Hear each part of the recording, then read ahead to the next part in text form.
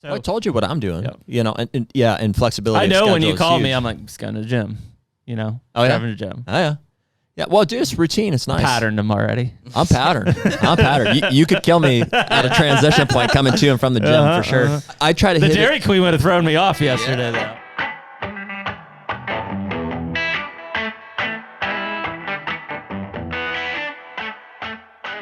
The HUNTR Podcast is brought to you by Deer Grow. Heck yeah, man. Dude, we put a lot of food in the ground every year, seemingly more and more, and we have a ton of fun with it during the off season.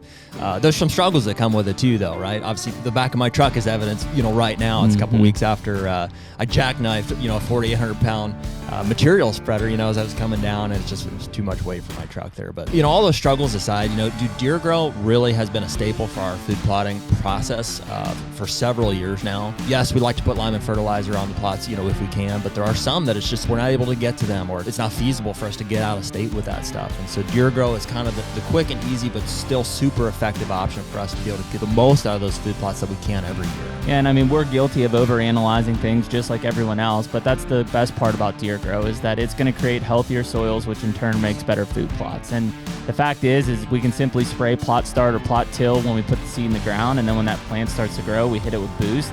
And we know that we walk away, when we come back, it's going to be a great looking food plot. For anybody that's looking to try Deer Grow, if you use the code HUNTR15, that's HUNTR15 at checkout for deergrow.com, you're going to save 15% on any of your Deer Grow products. It's a great way to get started on this and just see what the results are for yourself. Better food plots, bigger deer. And we're back. Hey, HUNTR Podcast, episode 179, as Nick continues to keep us in line. Thank you, Nick. Had to do a technology check there. Yep. We had a false clap.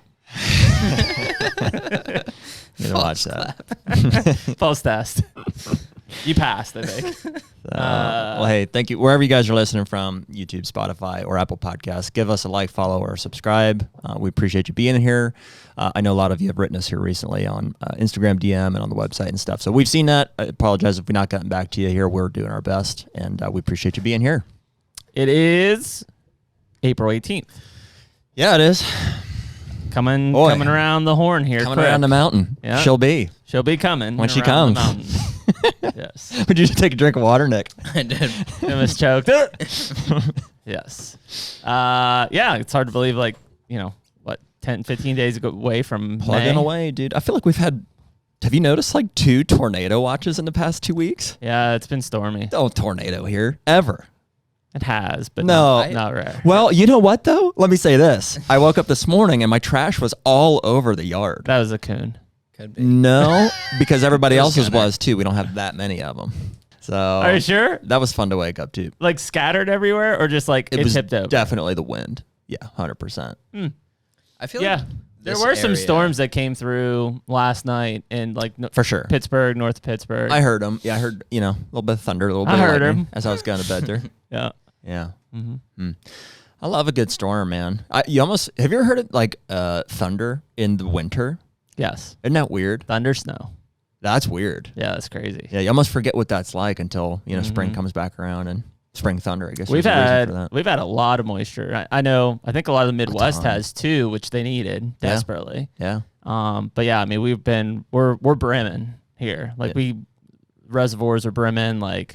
Creeks are high. Pittsburgh's been flooding for a month. For a while. I can't down in the bathtub. Yeah, can't get through the bathtub. Yeah, no shortage of rain, that's for sure. Which the hope is this. We say it every year, right? That it doesn't just shut off, right? As we get into food plot season, but even EHD type stuff, it will slow inevitably. I mean, typically, and I don't know exactly what the cutoff date is there, but I'm always looking for when's. Because once it stops raining, you want to stop cutting clover essentially. And I've heard 4th of July, the cutoff and stuff. And so you can expect around that mid to late summer for the, it's not going to be spring forever. Yeah, so. But you just don't want these flash flood type events that create those mud flats. Those suck. That's not really good for anything. Well, even your seeding and stuff, it'll wash topsoil away, if you're discing soil and stuff. So we've had maybe a little bit more than we need, but Yeah, I think we had okay. Our entire April rainfall in the first week of April.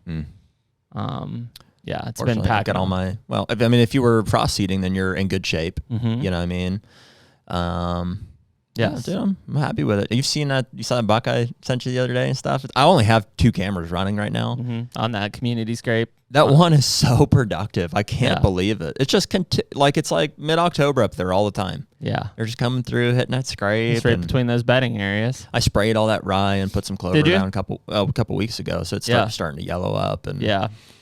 I mean, that's kind of what I'm looking at now is like, what do I have? Plot twist is just Jared and I. Yeah. And you're still here. I think. Yep, you're still here. It's looking at that kind of as we get into the schedule of like what's next. Like I probably could, like some of my established alfalfa and clover plots, I probably could spray now, but I think I'll hold off till like more towards middle of May before I spray them with cloth and butarac if I have any broadleafs in them. You gotta watch, man. It'll get away from you. Yeah. It's amazing how quickly stuff grows. Oh, it's like fire right now. Yeah. In fact, I'm kind of like... I spray it now, and you want to be mowing in May. Yeah, I don't mow my clover and alfalfa. If you get broadleaves, you do. Yeah. Or you do 2,4-D. Yeah, I spray butarac on it, the 2,4-DB. Yeah, and nuke it. Let's get some clarity on that. 2,4-D? Yes. Or 2,4-DB? In clover and alfalfa, DB.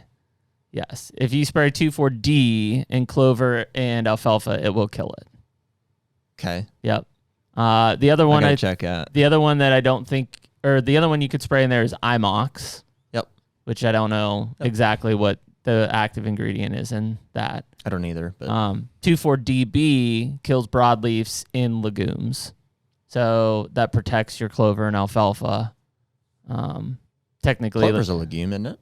Mm-hmm. So that's what I'm saying. Oh, it protects it. Protects it. Okay. Yep. Which is what Butarac 200 is. Yeah, I think that's what I have. I have some in my truck. We'll double check. That's what I'm bringing to Illinois. 2,4-D is like I'm going into corn and killing broadleafs or something like that. Yeah, I've got, typical in the past, I've preferred to I'll spray cleth.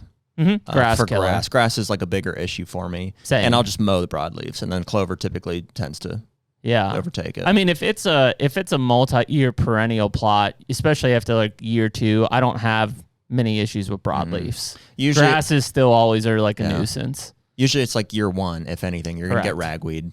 Yep. Busting you. And it comes fast. It's like you can look at it one day and you're like, great looking clover plot. You're like, oh, there's a little bit of ragweed in here. And then a week later, it's like, where's the clover? It's all ragweed. Yeah. It's nuts. Yeah. So that's a big one to kind of think about now. And, the nice part we talk about all the time with clover is looks a little bare, just a little bit of seed out, every time. You can't ever. Whenever you want to do it. That alfalfa I did last year, I did after beans failed. So it was July that I put that alfalfa in, which you're not supposed to do, and it looks amazing.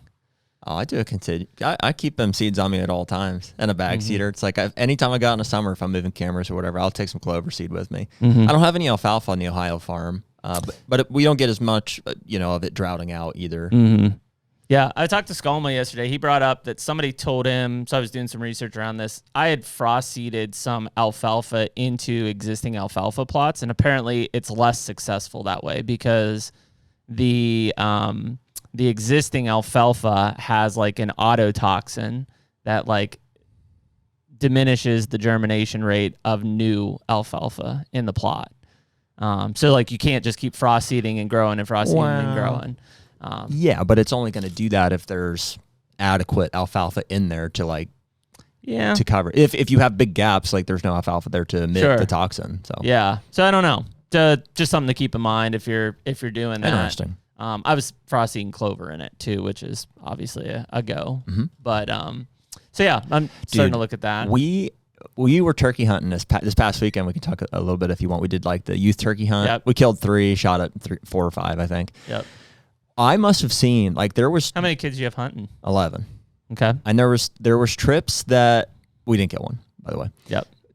Me and my hunter, we were in them, but they're like, hey, you're gonna get paired up with Jared, and the kid's like, damn it. Well, he knew we'd be walking. Yeah. Yeah, that's he's like, this guy hates turkeys. That's the thing. They're not actually turkey hunting. Jared's just hey, he's we have out some there, work to do. He's out there pulling sheds. We were. He didn't know it, but we were shed on him a little bit. He's like, should we be I looking said, we gotta keep your eyes on the ground. We got to cover this section real good. Yeah. Here, so everybody fan out. Well, so case in point, I saw so many deer. It's crazy. This time of year, it had rained. Mm-hmm. The 2 or 3 days leading up to it, we got 3 to Yeah, 5 inches, a ton of it. And as soon as that quit, they were everywhere. Legitimately, I think like there was the first afternoon we were there was Friday. Yeah, and it had just quit raining, and we did like, the put your birds to bed type of thing. So we went out. I must have seen 100 deer. Really? Literally. What were they out feeding in? 100 deer. Everything. Yeah. Green. Just greens. Yeah, alfalfa, hay fields, and it mainly. But just everywhere. It's like, holy cow. And that's after a year where I thought we were pretty aggressive on, especially the doe harvest. We shot 15. And I'm like, I don't want to, go too crazy with it. And they're everywhere. And they're everywhere. Yeah.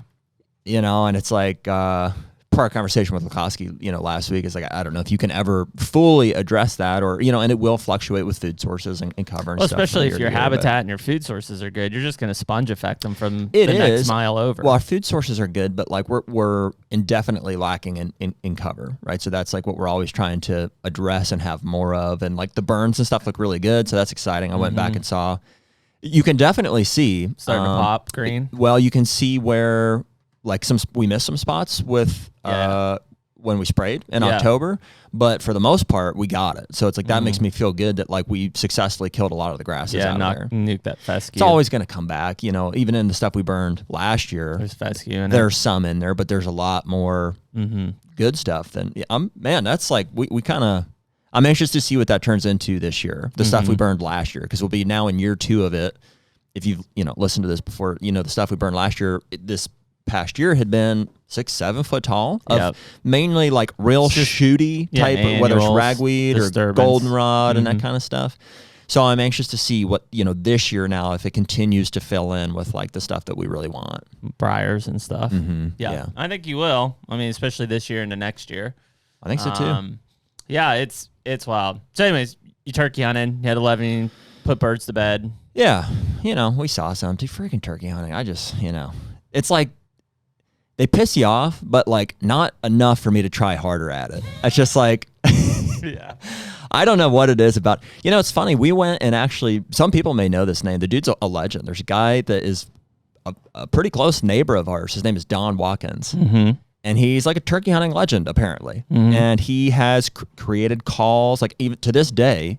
I don't know if he does like a wait list thing or anymore, but anybody who's like a turkey hunter or a turkey caller, especially, like he's really involved with the like the Grand Nationals and stuff. Yeah. The stage to calling type shows and stuff. Like all of them have his calls, and maybe some others too. But like, and so we took all the kids over there, and he did like a little demonstration. So there's 11 hunters, 11 kids, 11 mentors. So like their parents or an adult that's with them. So this was through a ministry. So they, for accountability purposes, they want to have 2 adults with every kid. Okay. So so total we had like 35 people stacked into Don's little shop there. And Don's old, right? Yeah. I don't know, he's 70 something, and we sat there for an hour and a half, 2 hours, and he just showed us all the different types of calls, how he makes them. And like he's got sound files on his phone of literally he'd be like, listen to this one. And then he's like, okay, and now listen to this one. And he's like, do you hear the difference? And then he's like, and it's obviously somebody who knows turkey calling. Jared's sitting in the back's like, I don't hear fucking difference. I'm like, is anybody hearing the difference? And so he'll send these sound files to all these professionals and stuff, and they'll be like, that's what I'm after, that one right there. And they'll record like real birds in their areas and stuff and real sequences, and then give it to him, and it's like he's trying to match sound and tone. it's cool. So because he gets a lot of his wood from Dave Coldwell, will cut down apple trees, and they do some of it's poplar, some of it's whatever. Is he doing mainly like slate calls and stuff? Or I think he does mainly box calls. Okay. No. I think he does do slate calls as well. He does like little mouth calls. He has like one called a coaxer calls. call. No, he doesn't make the mouth calls. Yeah, and he's got the shakes. I don't know if it's Parkinson's or like he's getting older, so he doesn't. Well, here's one thing I thought was really funny though. It's just I obviously know nothing about calling turkeys, and so like I'm all due respect, right? Yeah. So he's like giving a little demonstration, and it's like. And he gives this call, and it literally is like he's like, so here's what I'll do. He's like, if I hear a turkey, a couple hundred yards off or whatever,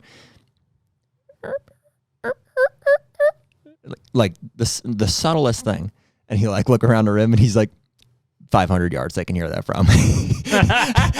And I'm like, dude, I didn't really? even hear. I was like, because I'm pretty sure like I can talk like this and they won't hear me from 30. Like Yeah. everybody knows. I thought that Yeah. like turkeys can't hear that good.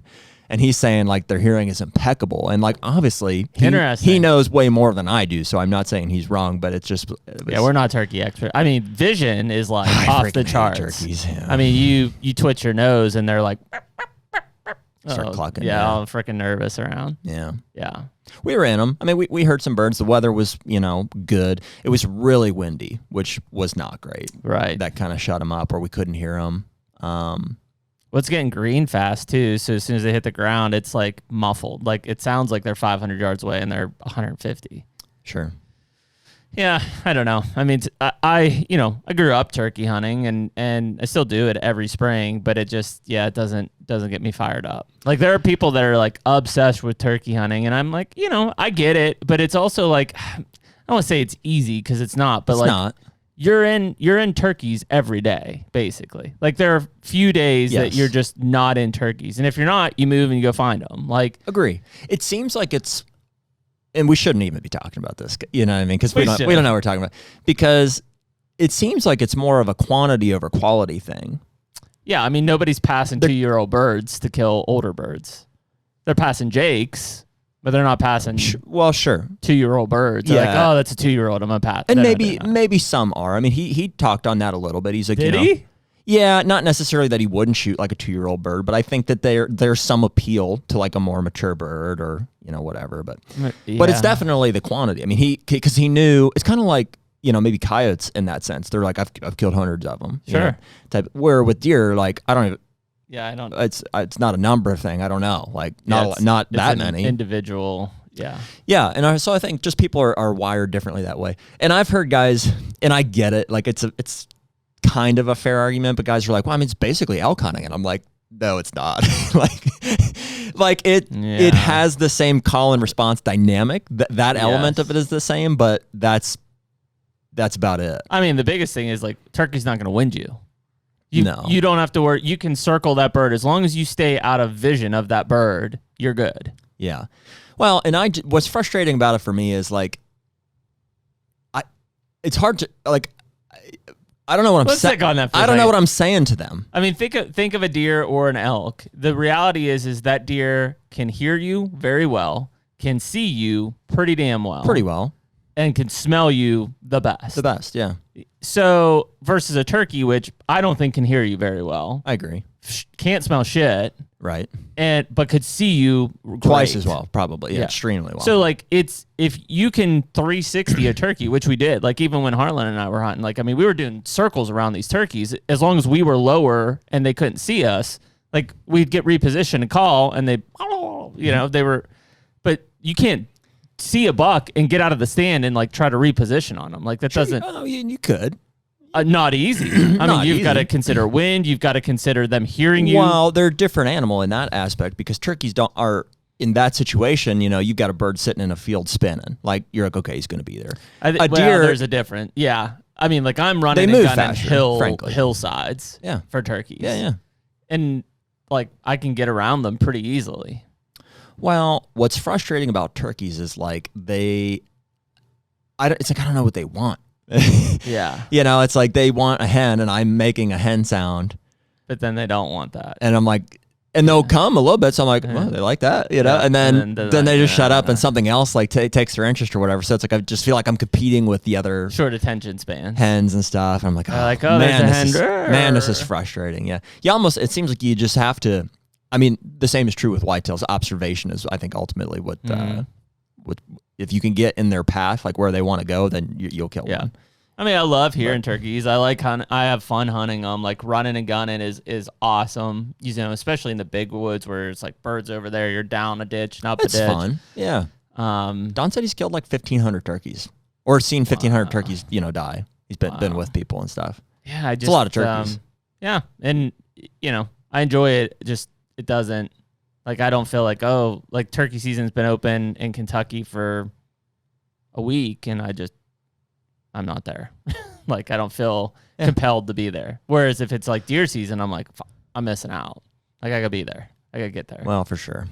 Yeah.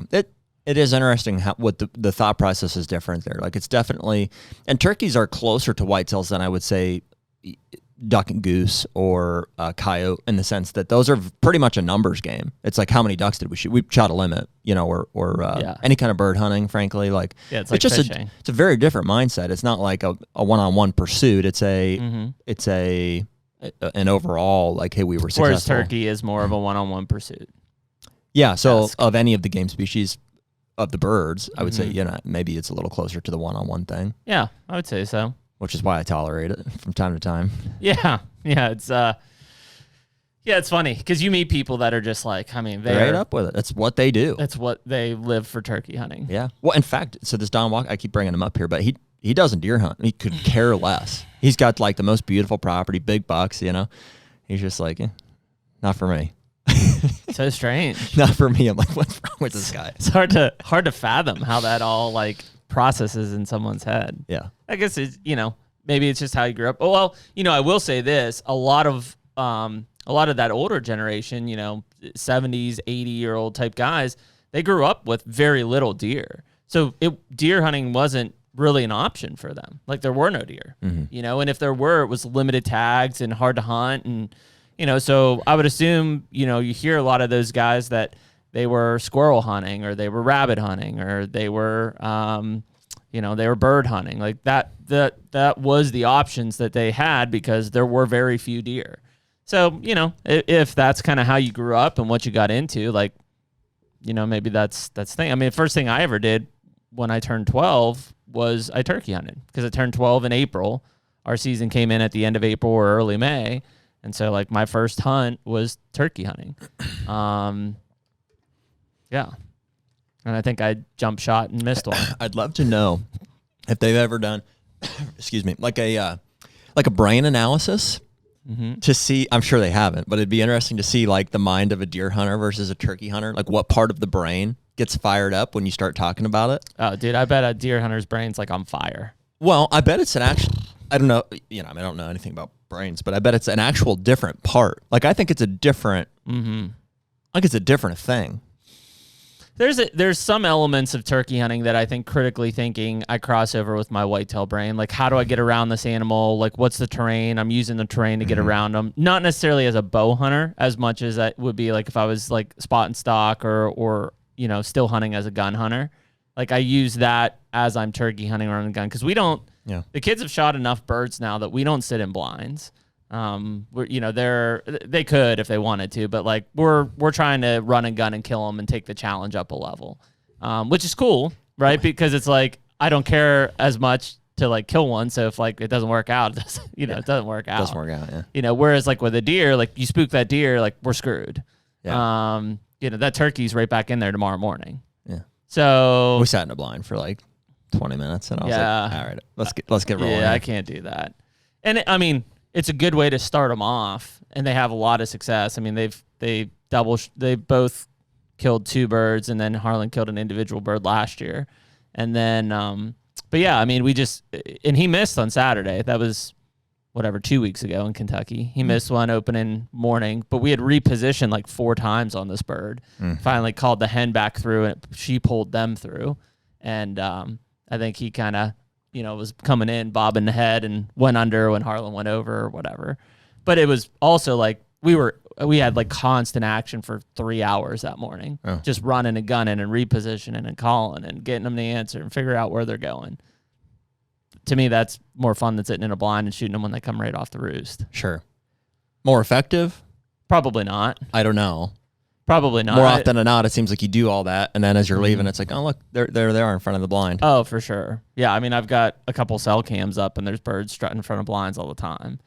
And we had them. I mean, we had birds, like, so close that, like, out of my peripheral, I saw them at, like, 15 feet several times. But I didn't realize they had a hen with them, and that hen wasn't coming out in the field. So they stayed in the woods. And we couldn't – it was too thick to swing around to get a shot. But I mean, we had them. What kind of decoy setup you run?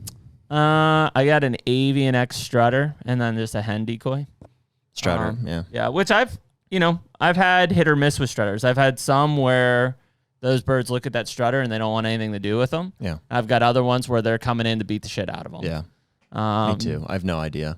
Yeah. We were running like a hen. It was like a nested hen. And the stake goes through it, and the Jake mounts on top. Then I've got a little kite string. I give him a little bob and weave.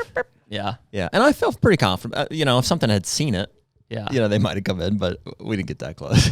Yeah, well, and when you start talking about those fields and stuff, like my alfalfa fields and stuff, but like some of those, I'm in like, it's not high grass, but it's enough that like, unless that bird like comes out and like locks eyes with it, like it's not seeing that decoy. Yeah. And I get worried about putting them out like in thick areas like that. Like in the woods, I won't really run a decoy.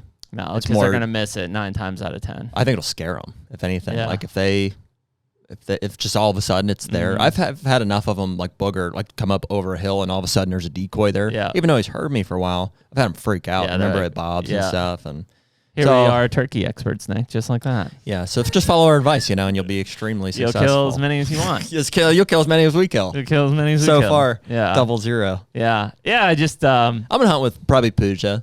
Yeah. Pretty soon here, just because it's fun to hang out with him. It's so when I grew up turkey hunting in Pennsylvania, you can only hunt till noon, and then you had to shut down. Even now, I think Did they change that? First half of the season, you have to hunt till noon, and then you stop, but then you can hunt the full day. Yeah.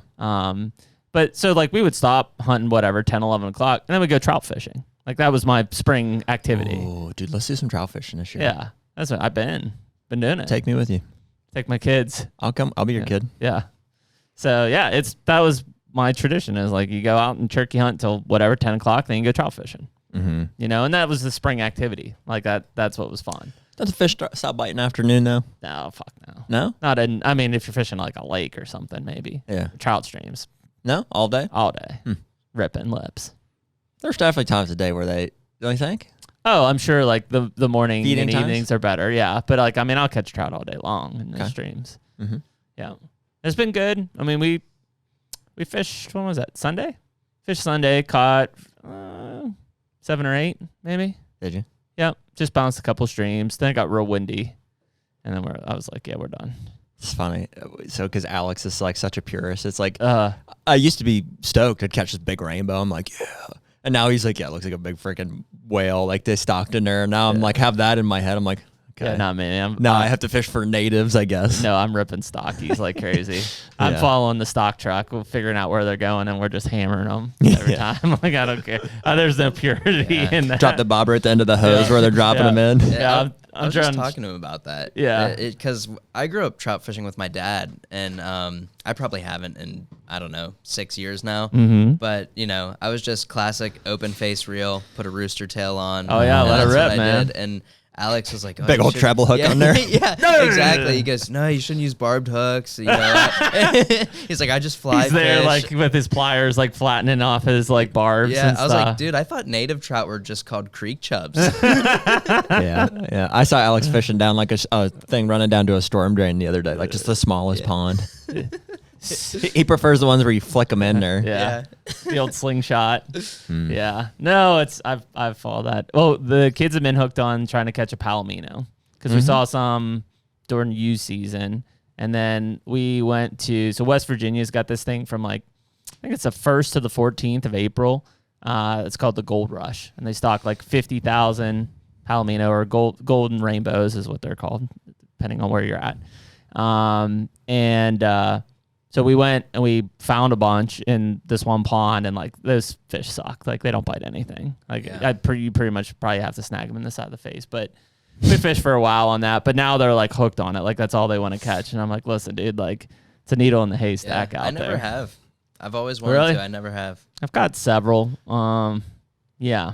But it's just, it doesn't happen very often. So I think it's just because people are after them so much. Oh, dude, they just harass the shit out of them. Yeah. I watched a guy in West Virginia just snag one right in the side of the face, and I was like, yeah, dude, you didn't catch that fish. Yeah. And he just like looked at me and then like threw it back in. Yeah. Can we talk about the adults fishing across for me on Youth Day? No. Fuck, dude. Where's this? Some people, man. It was here in Pennsylvania. Oh, okay. So I went up with Rieger and Testa to test his cabin. And so they each had their one kid, and then I had my 2 kids.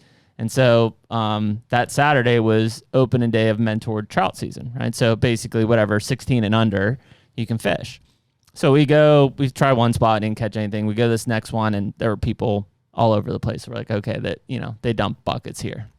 So we go down to the creek, and I look across and I look at Rieger. I'm like, what the hell? There's like 7 adults just ripping rooster tails through there.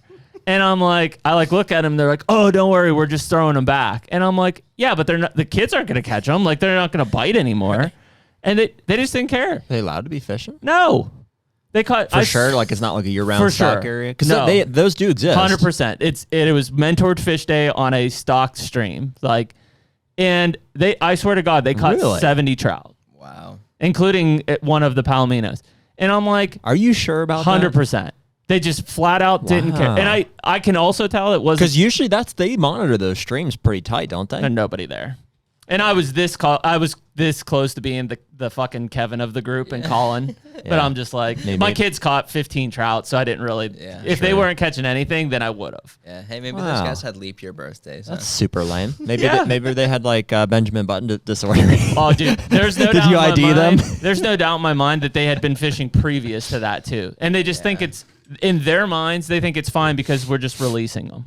And it's like, no, dude, the season's not in. You can't. That's poaching. Yeah. And it didn't translate. It doesn't surprise me. It's a shame. You know, and it's like there's whatever 8 or 9 kids trying to fish, and there's these guys ripping rooster tails and just every cast pulling trout out. I'm like, don't you feel like an asshole? Yeah. You and Ange and Rieger were all there. Mm-hmm. You didn't say anything to him? I said something. We had I did. I was like, hey guys, what's the deal? And they're like, oh, don't worry, we're just throwing them back. Oh, I don't take that shit. I just said something straight up, like, hey, you guys can't fish here. My kids are gonna fish here. Yeah, there's a lot of people there, and I just make a scene. There's 3 of you. I thought about it. I was Why this not? close. That's kind of like saying, life's too short, dude. Make a scene. That's like saying don't drink that water. It's like, oh, don't worry, I'm just gonna piss it out. Yeah.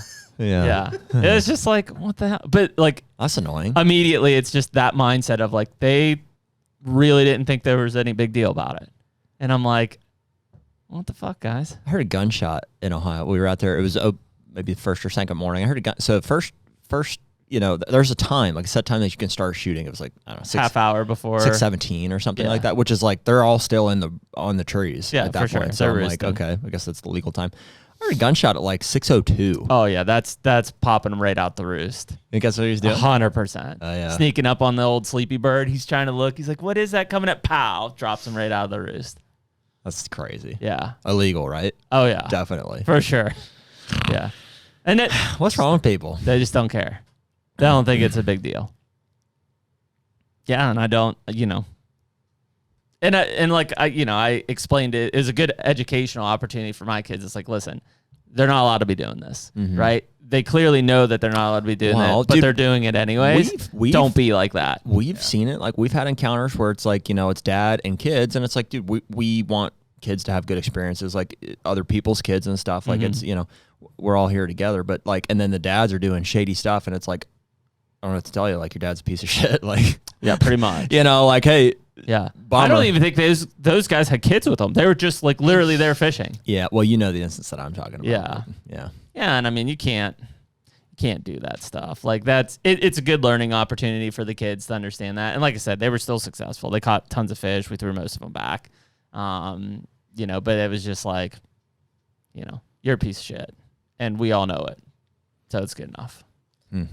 See people calling for more Nick. I did see that. Everybody wants to know who you are, Nick. I know. Well, more Nick in our lives. I'm keeping it secret. I never realized that there's no camera angle on you. Have you ever been in one of these? I mean, people had to have seen me like walking in and out of the door when I go pee or something. Get like a Sasquatch side view. Yeah. I think people probably like you being more mysterious. I said that's the only reason they keep coming back, is they want to know. Yeah. Yeah. Once we hit, I said this before. I said when we hit 25,000 subs, I'll show my face. I lied. Once we hit 50,000, that was a while ago, dude.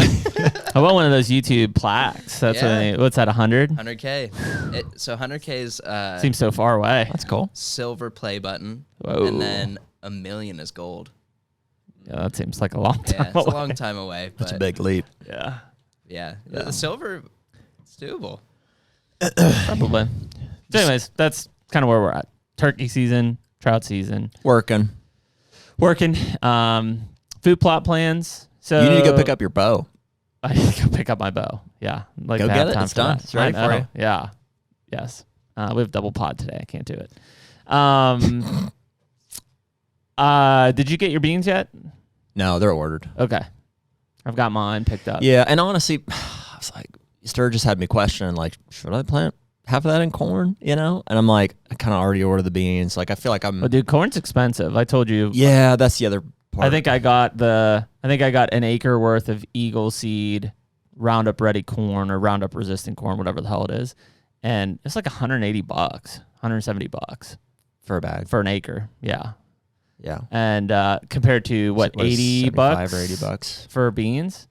And again, I think it just depends on where you're at. Like, a lot of people have been saying, and I think it was just because of acorns and weather. Like, everybody didn't have deer like crushing their corn until January. You know, it was February in Kentucky for me. Also, did you brush hog yours? Not yet. No. But like during the season? Yeah. No. You just mowed it or didn't touch it? I just left it standing. Yeah. I think that seems to make a big difference. Brush hogging it. I mean, that's essentially spreading corn. Yeah. Yeah. You know what I mean? It is interesting when I don't disagree with anyone when they're like, well, that's baiting. And I'm like, yeah, pretty much. It is. Well, and that's, I don't, yeah. It's a loophole. Yeah. It's what state can't you do that? Is it Illinois? Yeah. Apparently they've addressed it. I don't think it's Illinois. I think it's Wisconsin. Or maybe Minnesota. Yeah, some of those more northern states. You can't run it over or do anything. Yeah, with it. That's what Sturgis was saying, because I was like, I didn't realize that had been addressed. Yeah, I didn't know that either. Which is fine. I mean, if that's how you're going to address it, like there, there has to be a line. You can't tell farmers not to plant crops, but there are things that make it more attractive to wildlife that, running it over. I mean, that's how all of the guys kill their bucks in Iowa is you mow a cornfield. Sure. And I'm not personally opposed to, like, I don't know why that would be illegal. Because the barrier, to me, the barrier to entry is high enough that I'm like, dude, if somebody wants to go through the effort of planting corn and then run it over, go for it. In essence, yes. When you mow that corn, it is the same as like having a bag of corn out, but the effort and cost and that barrier to entry to grow the corn in order to mow it is astronomical. I just argued with a guy today on the argument with food plots. Deer thing. I mean, the corn thing it's literally apples to apples. But even guys will say food plots are the same thing as corn piles. Well, this guy was saying like habitat work was the same. They're like, oh, you do hundreds of acres of habitat work. You tell me that's not baiting. I'm like, listen, dude. Like baiting is the welfare for hunters. Like literally, if I can be lazy. How far in are we, Nick? I can be lazy. I can put a bag of corn out and I can reap the benefits from it. That is exactly the same as welfare. I can be lazy, I can do nothing, and then I still get a paycheck in the mail. Yeah, and we want it for some people. I want some people to have those opportunities. Sure, disabled, not kids, frankly, but whoever would qualify for that. Well, yeah, I'm not. This isn't don't do baiting or do baiting. This is you can't compare dumping a bag of corn as the same as habitat work or food plotting or growing corn even. Agreed. You can't. Agreed. Those are some of the dumber comments that I've seen. It's stupid justifications for just trying to make yourself feel better. Yeah. Fine. That's all it is. But yeah, I mean, I think that when you get into that side, so, I think we're pretty clear on the fact that like beans have value, especially into November. If you have early stuff where you're trying to build your herd, it has a lot of value, which is what I'm going to try to do in Kentucky for sure. Is I'm going to put a lot of beans out with the hope that it builds my herd early in the season. And then hopefully I have beans still standing late season that I can hunt over. If not, I'll just put cereal grains, Nebraskas in them. Yeah, dude. I mean, I've finally, I guess we kind of covered it. This podcast will drop here today, but last Thursday, if you're hearing us now, I feel pretty like got it. I mean, like, we've spent 3-4 years now here talking through it, and even longer than that, failing at it, or experimenting, getting better with it. Lots of fail, yeah. I finally kind of feel at a place where it's like I've got a process. I've got a fairly solid understanding until something changes or, you add a new property into the mix. Obviously, we're going through this with Illinois right now where we had year one was last year and we had a short amount of time to try to make something happen. And we did, We killed $3 and 6 hits. I mean, as far as food plots. Oh yeah. Getting food in there. Yeah, they were not great. Not up to par. But I mean, there was something in there. And so this year, it's like, I think we'll refine the strategy a little bit. Even when we're out there next week, we'll probably have to make some decisions, you know, as far as like, I think. How big of this, like what's the shape of it? Yeah. But then you just do it, you know, and as far as like having success with it, I mean, some does hinge on weather and success, but it's like, yeah, man, we know where we're getting our seed from. We know, like, you know, as far as deer grow applications and lineman fertilizer, how to apply that. And it's like, you just do the work, you know, and you can grow them. And I mean, you can hit a point here where, you know, your Lakoskis and your, you know, are planting like literally, dozens or maybe hundreds of acres of food plots. It's like, you can do it. Once you figure out how to farm it and you've got the implements and stuff, it's like, yeah, it's just, you go out and you expect them to be successful, and there's always a fail safe, you know, you got your. Yeah, I mean, I think that's the, you know, when we talk even about our Illinois farm, like the fail-safe we have in those places is that the soil is off the charts good.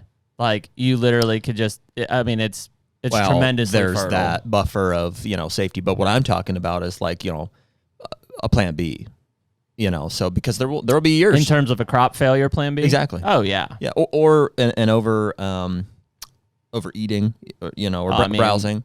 Cereal grain is your plan B. That's what I'm saying. Most cases. That's what I'm saying. Yeah, that's like the fail safe. Dude, for a long time, I feel like that would nobody.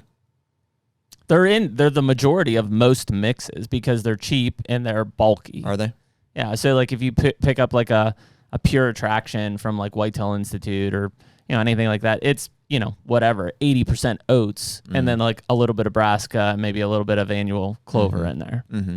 Like it's, you know, oats really, I think, have been kind of the stand and fill, you know, maybe winter wheat a little bit. Rye grain's kind of the new one on. I mean, Sturgis is probably the one that takes most, you know, credit for that. Sure. You know, especially in his layering process and putting like, you know, several 100 pounds per acre of rye grain down. That's a lot. You know, in the South, it was always, so when I was in Mississippi hunting, most of those food plots planted ryegrass. As like that was their staple for a food plot was ryegrass. And it was like, because it was super easy to establish, and it was just a green food.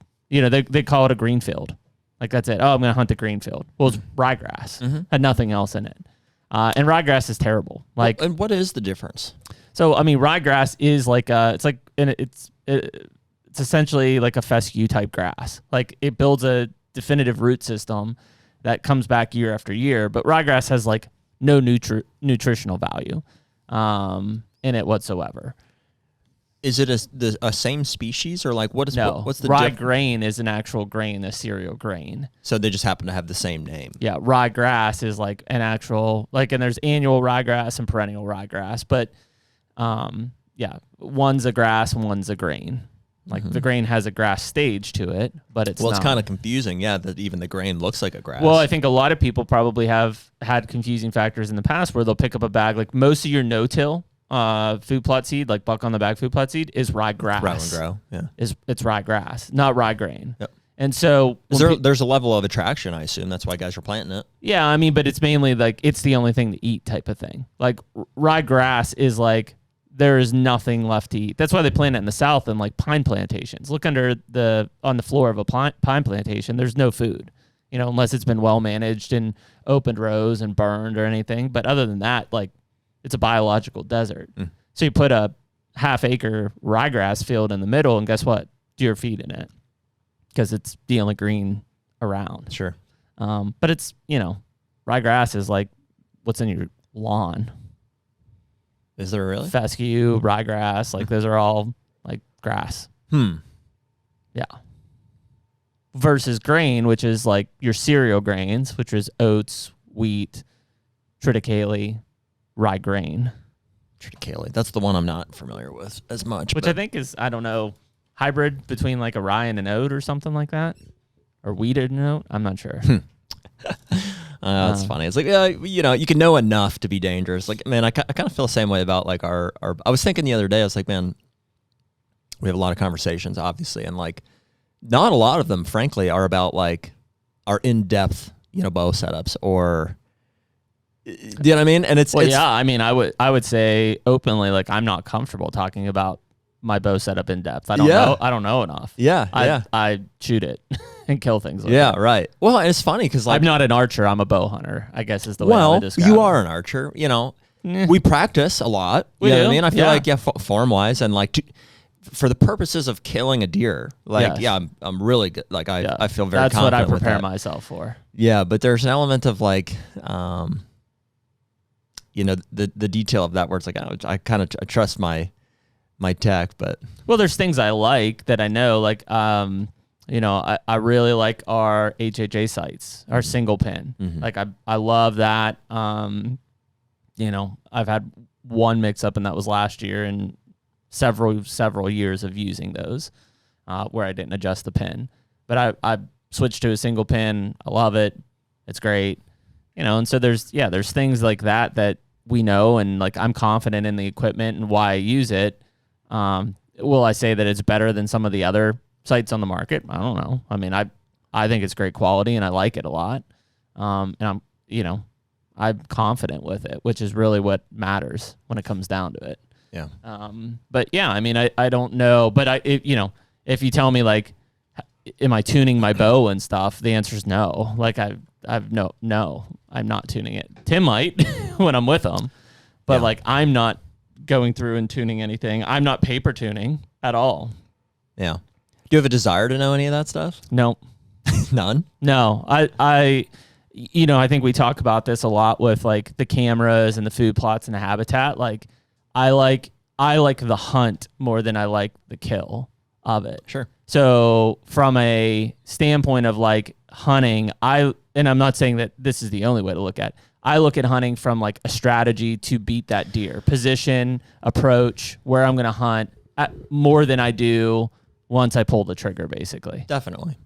Well, and certainly like the land manipulation aspect of that. Yep. Well, I guess that's the only reason I bring it up is like I'm just thinking it's curious how like people ask us all the time. You gravitate towards certain aspects of the hunt. You know what I mean? Because some people are archers, and they're like, I mean, there's a lot of people that are gear junkies, like significant gear junkies. And I mean, I'm jealous of them to a point. Like, I mean, some of these guys can like, I mean, they'll throw their bow in a vise and like, they can do whatever they want to their bow. They can tune this, they'll shim this cam and like, I don't know anything that you're doing, but to that point, like, I don't really have a desire to. Like, as long as I know that I'm consistent with my bow, and again, keep in mind, like, if we're talking whitetails, like, I'm not shooting, I mean, furthest I've shot was last year at, like, 42 yards. Most of my bow kills are 30 and in, so as long as, and we'll shoot a lot of arrows. But as long as I'm consistent and I'm confident in that bow, I don't feel the need to, like, over perfect it, I guess. Agreed. I've got a little bit more gear junkie maybe than you do. Well, it's a perfectionist thing. I want things to be where, Well, I think great example is you'll wrap a lot of stuff in hockey tape. Exactly. You floss your drop away rest, right? I did. I haven't done it this year. Oh, really? Yeah. That's one thing I would notice about like your bow versus mine. Well, that was like a durability thing. Okay. I didn't want to lose that felt. That's what bugs me more than anything is when people have like floppy felt. Floppy felt. Yeah. What are you doing? I'm like, who's gonna walk around with a floppy felt? Dude, there's this thing that my dad does. It just drives me absolutely nuts. He walks out into deer, like he has his harness on, which I'm grateful that he wears a harness, but like he lets the strap just hang. He just like drags behind him. I just like nothing would drive me more crazy than like to feel not put together, like walking through the woods, Yeah, you're gonna need to pick that up. Just dropping scent. The HUNTR Podcast is brought to you by Hoyt Archery. Oh, dude, it's almost fall. You and I are both going to be in a tree stand with brand new Hoyt bows. We're going to be shooting the RX-7 carbon bow this year. I know Hoyt's also got the Venoms out, both equally smooth shooting, quiet bows. Heck yeah, man. And we got a convert on our hands this year. We got a lifelong crossbow guy with a vertical bow in his hands for maybe the first time ever, a good friend of mine. And we got him all decked out with the inline accessories from the QAD integrated Ultra Rest to the quiver. And also he's got the SL sidebar mount with a couple of stabilizers from Hoyt as well. So that's going to be a sick shooting bow. Yeah, and Hoyt's been cool enough that anyone listening to this can save 20% on any of the soft good apparels online using the code HUNTR, HUNTR, no E. And if you want to look at the latest lineup of Hoyt bows, check out your local Hoyt dealer. Get serious, get Hoyt.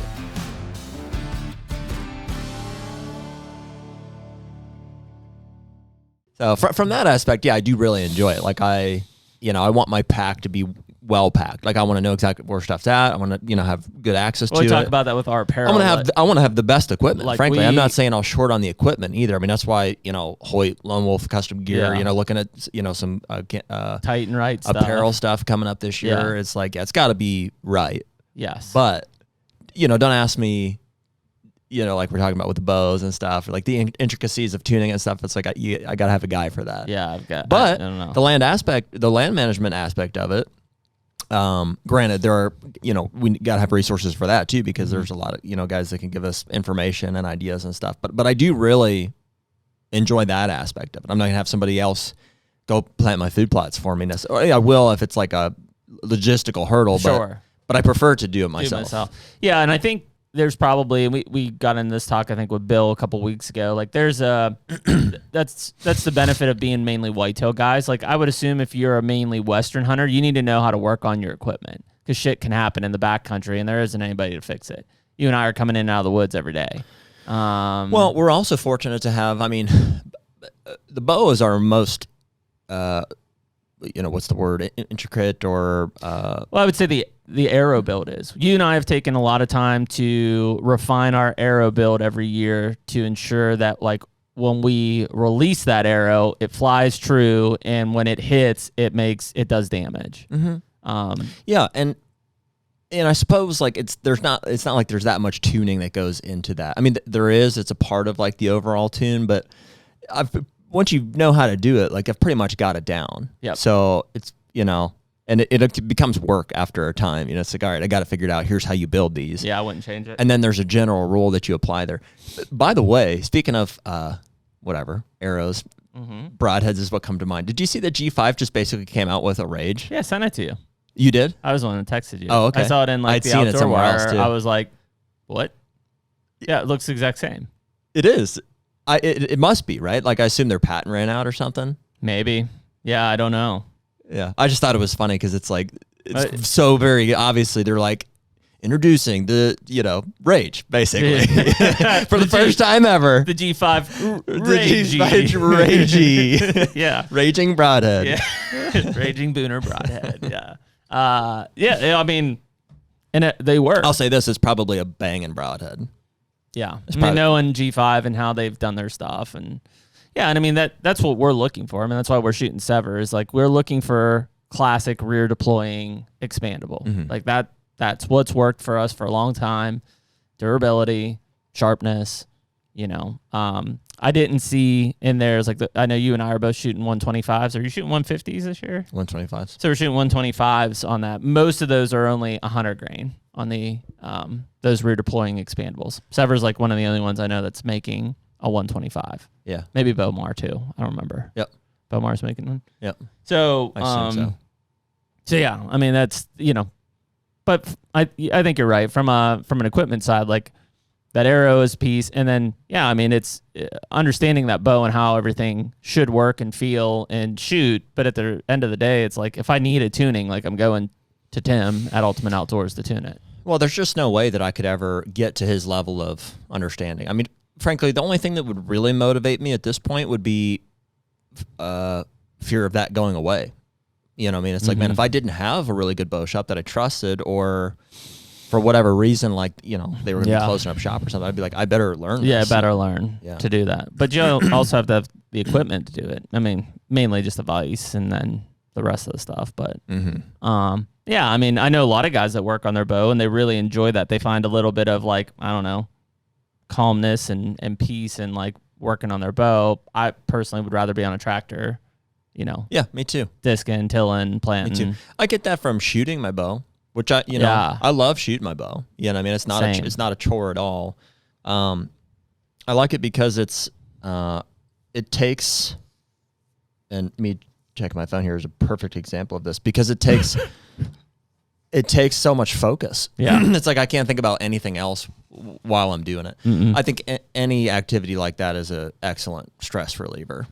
You know what I mean? It's like I can't think about emails I haven't responded to, or things that I'm behind on when I'm shooting my bow. It's like, that's why it's important to make time to do it. It's not like you're just gonna have free time. It's just like I have to step out. And shoot my bow and that's why it ties into the gear, but ultimately it all comes down to like that stand shot. That one shot that you're taking from the stand, basically. And that's why you're shooting 1,000 arrows over the course of the summer or whatever, to be so confident that when that happens, like, you don't even think about it. It's just muscle memory, secondhand knowledge type thing. Yeah.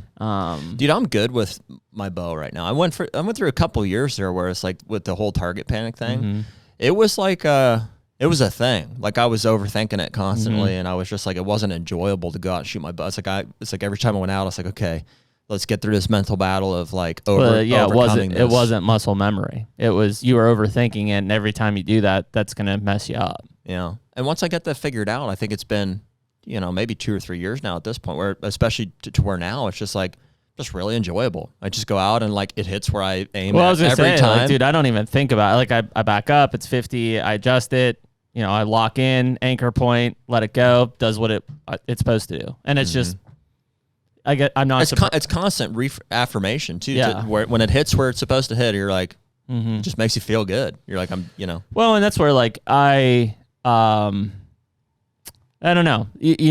Going back to like I'm a bow hunter versus an archer. Like I've shot 3D competitions. I won't say that I didn't enjoy them, but it's probably kind of like turkey hunting, where it's like, like if there is one and I don't get to it, I don't. Right. Like it doesn't. It's not like you missed out. Yeah, it doesn't disturb me or anything.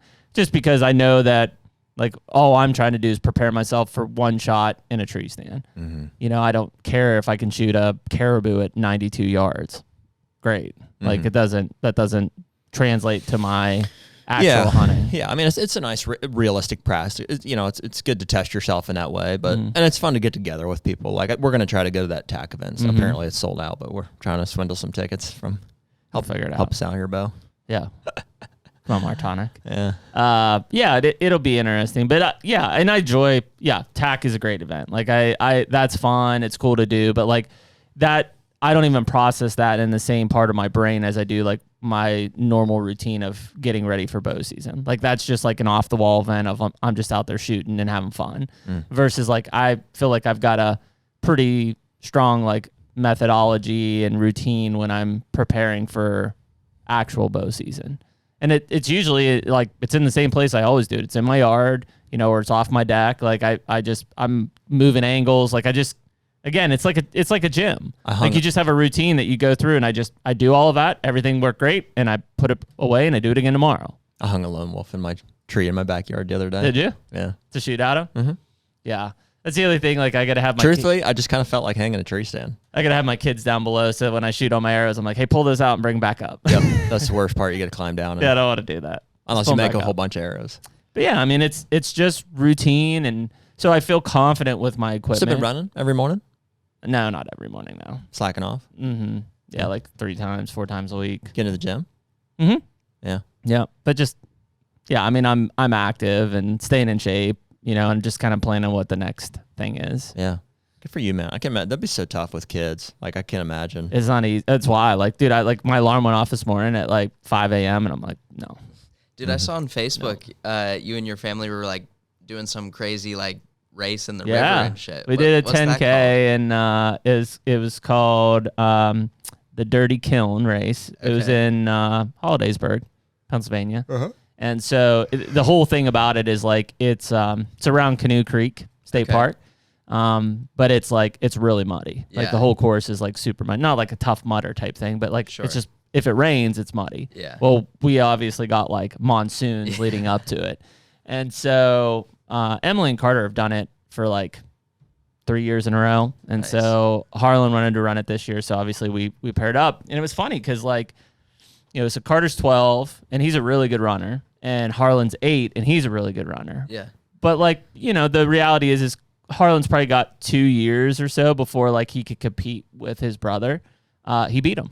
Oh wow. Straight up, like fast, straight up to the point where like I was running with Carter out in front, and then next thing you know, it's like he comes by us, and so I had to drop Carter to Emily, and I had to catch up to him, and that dude almost dropped me once going up to him. I was like, you need to back it down. I also thought he was going to die. Like we had 6 miles to go and we're at 2 miles in. Sure. But I was like, hey man, like just, take Pace it easy, yourself. back it down. Yeah. Pace yourself. And, dad's going to have a heart attack. Yeah. So there was 2 creek crossings in that as well. And like the first one wasn't too bad. It was probably waist deep. The second one would have been like, it was rushing. It was like over his head. Oh my God. And so they had this rope across, and basically he just swam and like rope climbed across the thing. That's awesome. But I had a blast. He was like 31st out of 140 people. Wow. And like the only kid that beat him was like a 15-year-old high school kid. That's crazy. And he's 8. What a beast. He beat his brother by almost 3 minutes.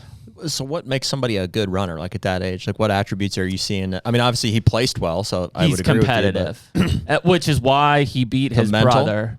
Yeah. I mean, physically, he's 8 years old and he could go out and run 10 miles tomorrow if he wanted to. It's all mental. Do you think though. that's like, he's how old? 10? 8? 8?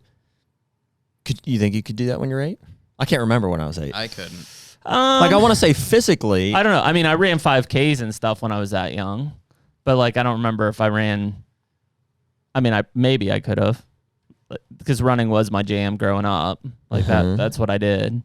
I ran for a while, but it didn't start until after my motocross accident. So I've been like 16. Yeah, because I was. And at running, that time, I could run. I mean, I did the Rachel Carson, which was 30 something miles. Yeah, because I ran in 8th grade. I ran a sub 5-minute mile. That's good? impressive. It's good, right? That was fast. Okay. Yep. Average is like 7 to 8, right? Wow. Yeah, I mean, That's nuts. high school kids run fast. I mean, I ran a 4:20 in college. That sounds really good. Yeah, it was good. Yeah. Good. I'm impressed. Yeah. So I mean, it's So I don't know. It's hard to gauge him because he's even Carter.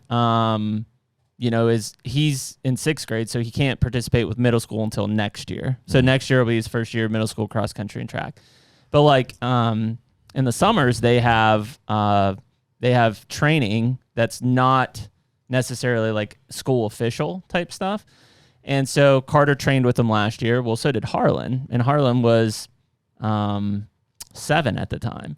Well, he beat most of the middle school kids in their training runs as a 7-year-old. And he's tiny. Like he's not a big kid. I mean, even in his grade, like there's 4 kids that are like smaller than him. Yeah. So I don't know. Like I think for him at least, his strength is that dude is like if he would see his brother ahead of him, he smells blood in the water and he's gonna take him down. It doesn't matter how fast his brother's running, he will beat him. He will. He just will. Competitive edge. Does he want to buy my 80-pound bow? Maybe. Yeah. And so like on Carter's side, like he's really talented at it, but I think about a mile left in that race, he realized he probably wasn't going to catch Harlan and I, and then he just fell apart. Just have to assess my threat pull- level. It's like pull this it kid's down. going to be coming for our tree stands. I'm going to have to stomp him out. Yeah. I mean, he'll. 8-year-old. Yeah, he's just even like whether it's fishing or like when we're turkey hunting and stuff. Like the dude he just wants to win. Yeah, that's awesome. And so you can't build that into someone, I don't think. So like his brother will be, I assume especially if Carter grows a little bit taller, like he'll be an amazing runner.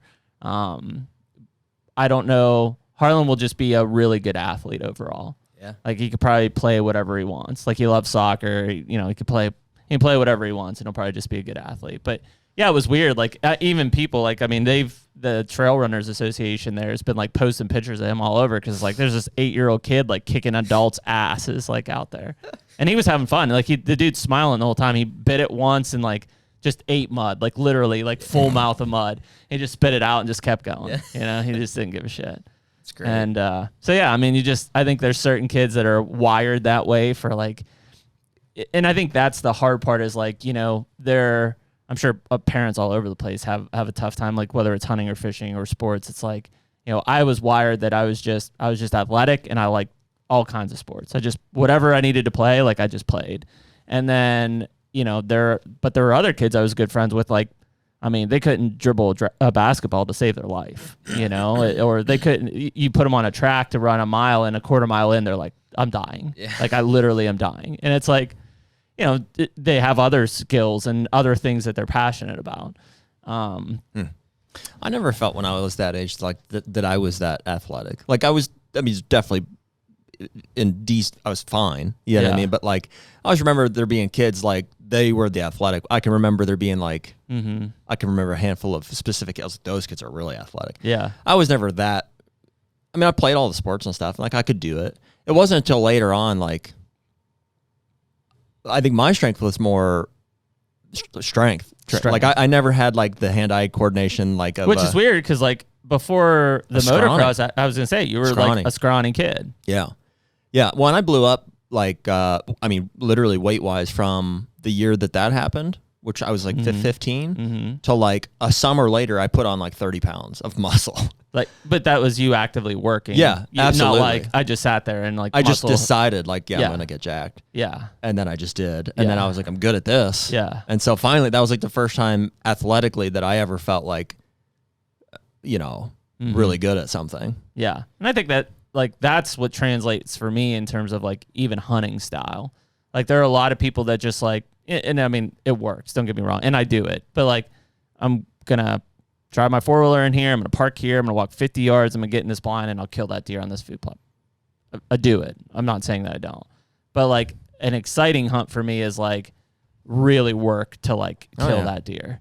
Like whether it's hiking in deep or it's going up a mountainside or even for turkey. That's why I said I love run and gun is like I could kill a bird by sitting in this blind first thing in the morning and calling him in the field. He'll pitch down and I'll kill him. I get way more satisfaction of like him running me in circles for 3 hours and then crossing paths and killing him at 10 o'clock. And I'm like, holy shit, that was awesome. Could have killed that bird probably easier, but it wasn't as fun and as challenging. Yeah. I mean, it's situational, I guess. Like, cause I like working for whitetails too, obviously, but I hate sweating in my gear. Like there's a scent element of it. I'm like, dude, if I sweat, it's already like, I'm not having fun. Yeah. But for muleys and stuff where it's like, you're chasing. That's why muleys are so attractive to us because it's that style. Yeah. Well, dude, I'm working for it too. I mean, still every other day, I'm on the stepper with 100 pounds. I'm like, because you won't succeed. People look at me funny. I mean, they're used to it by now, but it's like I take that in Planet Fitness and they're you won't succeed without that type of mindset and athletic ability. It'll just suck. It translates. I mean, I noticed when we were turkey hunting here this past weekend, it's just like I don't get tired. Like running hills and stuff. And some guys are like, "Well, it's a big long hike up here." And I'm like, "What do you mean?" Like, yeah, I mean that's a huge limiting factor for a lot of people. Like I don't have boundaries. I just wherever I need to go, I'll go. But it feels great to do that. And even like in Ohio, I've got all these new logging roads. Like this weekend, we'll go and turkey hunt. I'll walk 99% of those logging roads just because I don't need to drive up there. Like I'll just walk up there. It's not a big deal. It's just here's a hill, get up to the top, take a breather and go. But yeah, I get more enjoyment out of that kind of. It kind of just brings me back to that challenge and like how you're approaching nature and stuff and like. I want to walk around the woods. I want to just enjoy and hear things and, walk 50 yards and call and walk 50 yards and call. I don't want to just ride around and like hope I see one in the field and then go set up. Like that's just not fun to me. Yeah. Well, I mean, it translates to more than just, working out and hunting and stuff too. Like Nick and I were talking beforehand because Nick quit vaping 4 months ago. We'll give you props. No nicotine, bro. Yeah, boy. Thanks, guys. About just like, just physically being, in good shape or like, just taking care of your body and stuff. It's just, dude, I think so many people like don't know what it's like. Like they've never experienced like actually a level of physical ability that you can achieve. You're like, I can take a full breath. Like I can squat, all the way down. I can get up and down. I can do like these things. Literally that mindset translates to like, I can do all these things. Like I can, dude, I'm a different person mentally. Like if you catch me like, January when I start realizing like what just happened, like a whole rut just passed by and like, I've been eating just fast food, haven't worked out in like a month and a half, and it's just like compared to I would say now I'm getting back to a peak of like it always is in the summer. That's my annual cycle. I'm like a rutting buck. It's like I'm reloading right now. To where I'm like I feel like a beast charged. Like in the gym and in life and like with even work and business and stuff. Like it translates directly. And there's like. You got to watch. There's an ego element with that too, and like a. It's a balance with work life is all that is. Yeah. Well, what I'm saying like is blow off and be at the gym 8 hours a day. Well, sure, but more so what I'm saying is like even if you're, jacked and in great shape and stuff, it's like it doesn't mean like you're not human. Like you're I'm gonna fail. I'm gonna fail. Yeah, and stuff you're mortal. Yeah, I'm mortal. You're mortal. Yeah. But I'd rather be in great shape than not. You know what I mean? I think. Well, it's the opposite that always scares me, or like I guess maybe opens the eyes, is like if I'm walking up a hill and like you said January or whatever, and I'm like, well, not even, dude. Just at home. Have you just been at home depressed and feel like a piece of shit? Yeah, I have. Yeah. A lot. And frankly, it doesn't take that long for me to get there. It's like, if I miss a week at the gym, that's me. I'm at home depressed. Well, as long as you're, like I can offset it like in my head. Like I don't need to like actually go for a run. Like when we're in the Dakotas for a week, I mean, dude, we're working hard. We're hiking. We're working hard. Sure, like but we're active. That's the event. I mean, that's what you're training for. So like even when we come back from that, I don't feel like I'm a big piece of shit because we just went hunting for a week. Like I feel like, man, we busted our ass for that. Sure. Yeah, you can replace even Kansas to a point. Like some of those are easy, but like some of those public lands when we're like hiking in and hiking out and stuff, it's like there's a point I do feel like I didn't challenge myself as much, but it's also like, some of those places aren't easy to get into. Yeah, I mean, it's different. It depends what your level of training looks like. I mean, even because like I'm training hard now, like, and when we go, and I know it's going to happen and I'm okay with it. I know that when November rolls around, like I'm not going to be at the gym as much. And just biologically, like your body, it wants that consistency. It wants consistency of diet, of sleep, of routine exercise.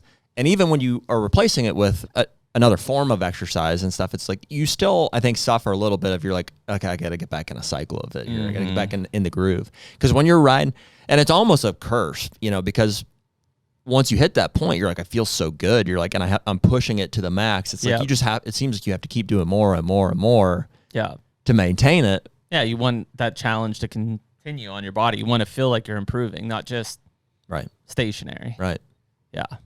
Right. No, I mean, I think it's a big part of it. And I mean, that now through summer is the perfect time to it. It's the time. Even if you're just going to be whitetail hunting and stuff, dude, there's not, like you said, there's nothing worse than sweating and being out of breath when I get to a place. And I look at it because we hang and hunt so much. Like, I want to be as stealthy as possible getting into a spot, which means I can't be clunking around. I can't be huffing and puffing. Like, I want to be super quiet, getting in.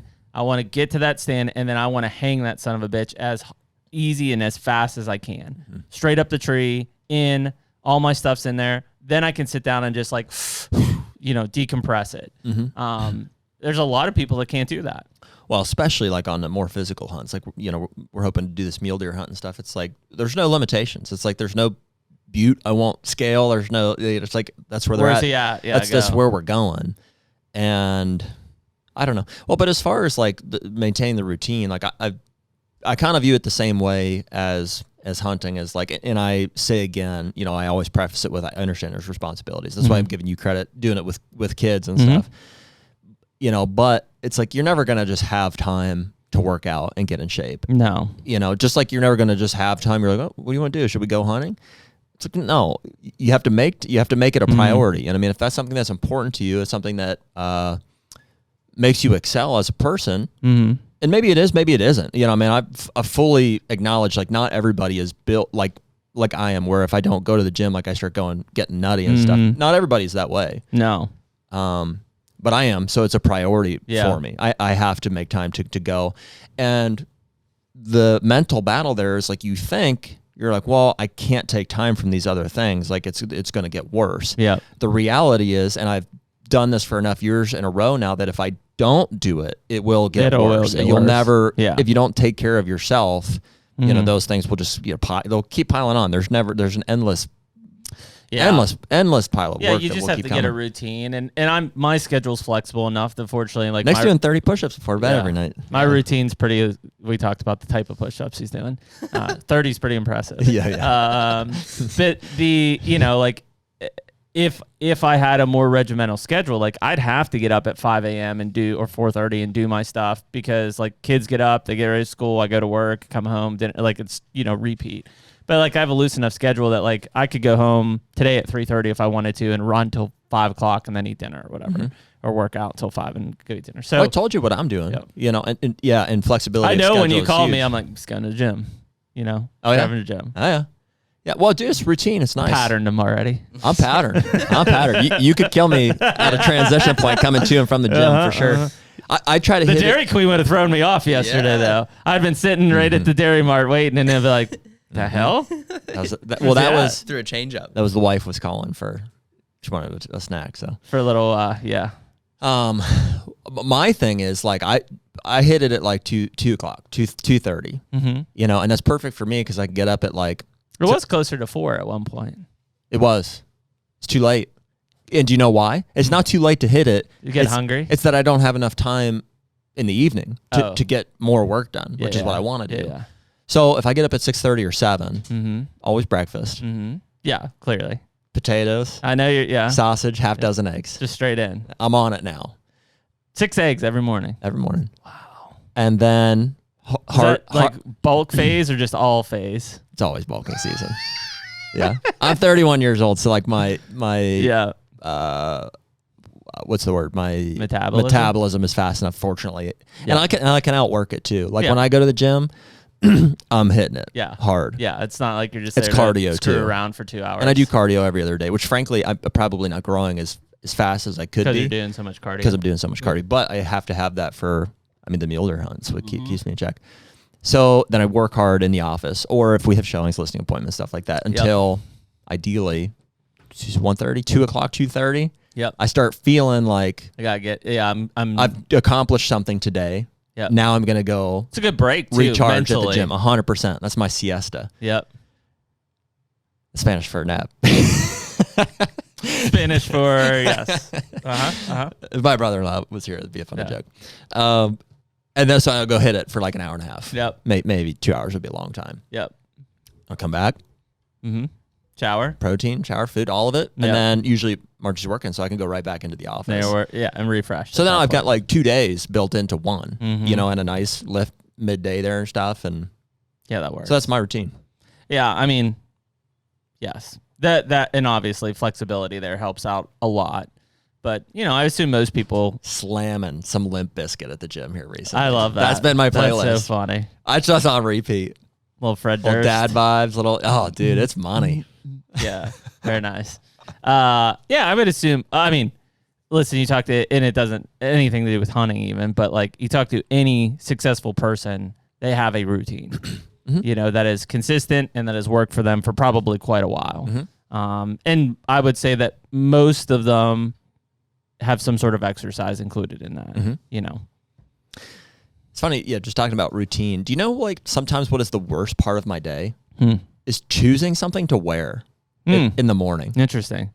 I don't put a lot of thought in it. I got a t-shirt I don't drawer. want to have to. I want to have, like... Pants drawer or pants hanging up. Well, whatever. And truthfully, I'm running into issues here where all I have is Hoyt hats and Hoyt shirts. Yeah. And you don't want to double up. You don't want to go too... Do you hang your shirts or are they in a drawer? No, they're stacked. Yeah, stacked. Piles. Just piles. Well, no. Folded. Yep. Stacks. Yeah. So mine are in a drawer, and the problem I'm running into and my wife is that the drawer overfills. So then she just sticks them on top of the dresser, of which then I just shove them into the drawer. Sure. It's classic. Yeah. Mine's in a closet. I've got like an open shelf. Yeah, the problem is then I like end up cycling like the same 5 t-shirts because like they just keep stacking on top and I don't dig deeper for them. I definitely have favorites. Yeah. Speaking of which, yeah. So yeah, I mean that could be an issue. But yeah, I don't put much thought into it. Mainly because I'm like showered and the kids are already like killing each other downstairs and so I gotta go downstairs. Or the dogs are like, we need to take shit. You do the same thing for breakfast every day? You mix it up? Pretty consistent. I'm pretty consistent. Yeah. I've been digging overnight oats. Yep, I know you have. Yep, yeah, I know there. I've been digging overnight oats quite a bit. I usually have like an all-natural peanut butter on like whole wheat toast with a little bit of honey as well. Nice. That's like my go-to. Boy, yeah. It's funny as we're talking through it, like I realize I'm 10 years older than you, so like I gotta... Yeah, fine. Yeah, I can't stack like these. It's funny, as we're talking about it, I realize how like regimented I am. Granted, I get off the regimen sometimes, but it's like I haven't changed that breakfast routine in years. Yeah. Yeah, no, I've probably... It's exactly the same thing. I swapped out pork sausage for deer sausage in an effort to eat more venison. Very nice. And I've been digging that. Yeah, that's good. That's a good move. Yeah, I mean, I think most people would say if you take a step back from your like daily activities, you know, and it varies just like anything by season, right? And you look at it and you're like, pretty consistent across the board. Well, or you should strive to be. Yeah, I mean, if you're not. But that's why I enjoy like the adventures, like when season comes and stuff, because that all goes to the wind. Like I'm not at the gym that frequently, and It's like vacations, dude. When I come back from vacation, I'm mentally just a mess and exhausted. I hate vacation.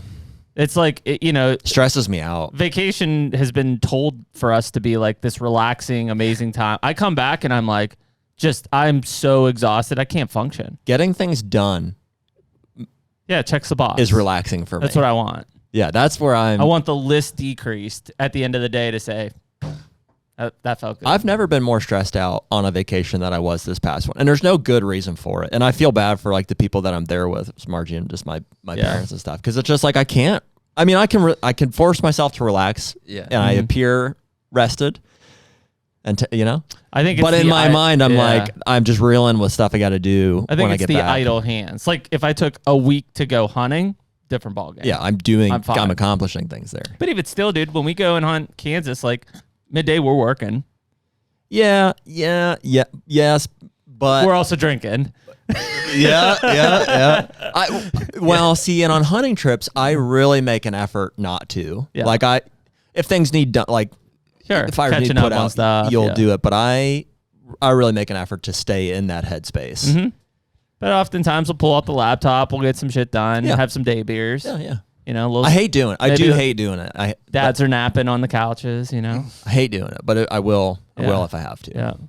Yep, watching Law and Order or whatever the hell they were watching for like, what were they watching? Yellowstone. Yeah, just on repeat. Nice. That's great.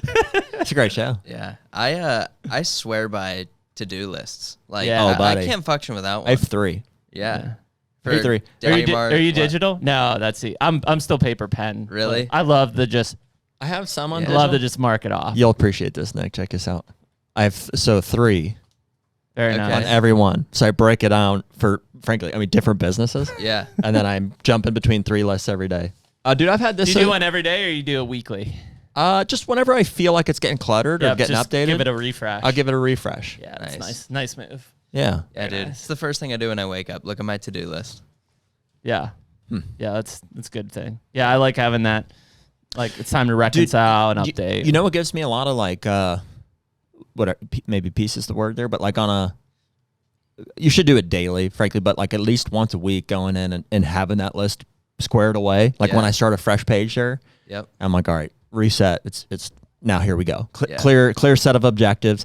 My problem is I'll put a little asterisk next to like high priority items. Okay. And when I'm done making the list, I'm like, I got 10 priority items here.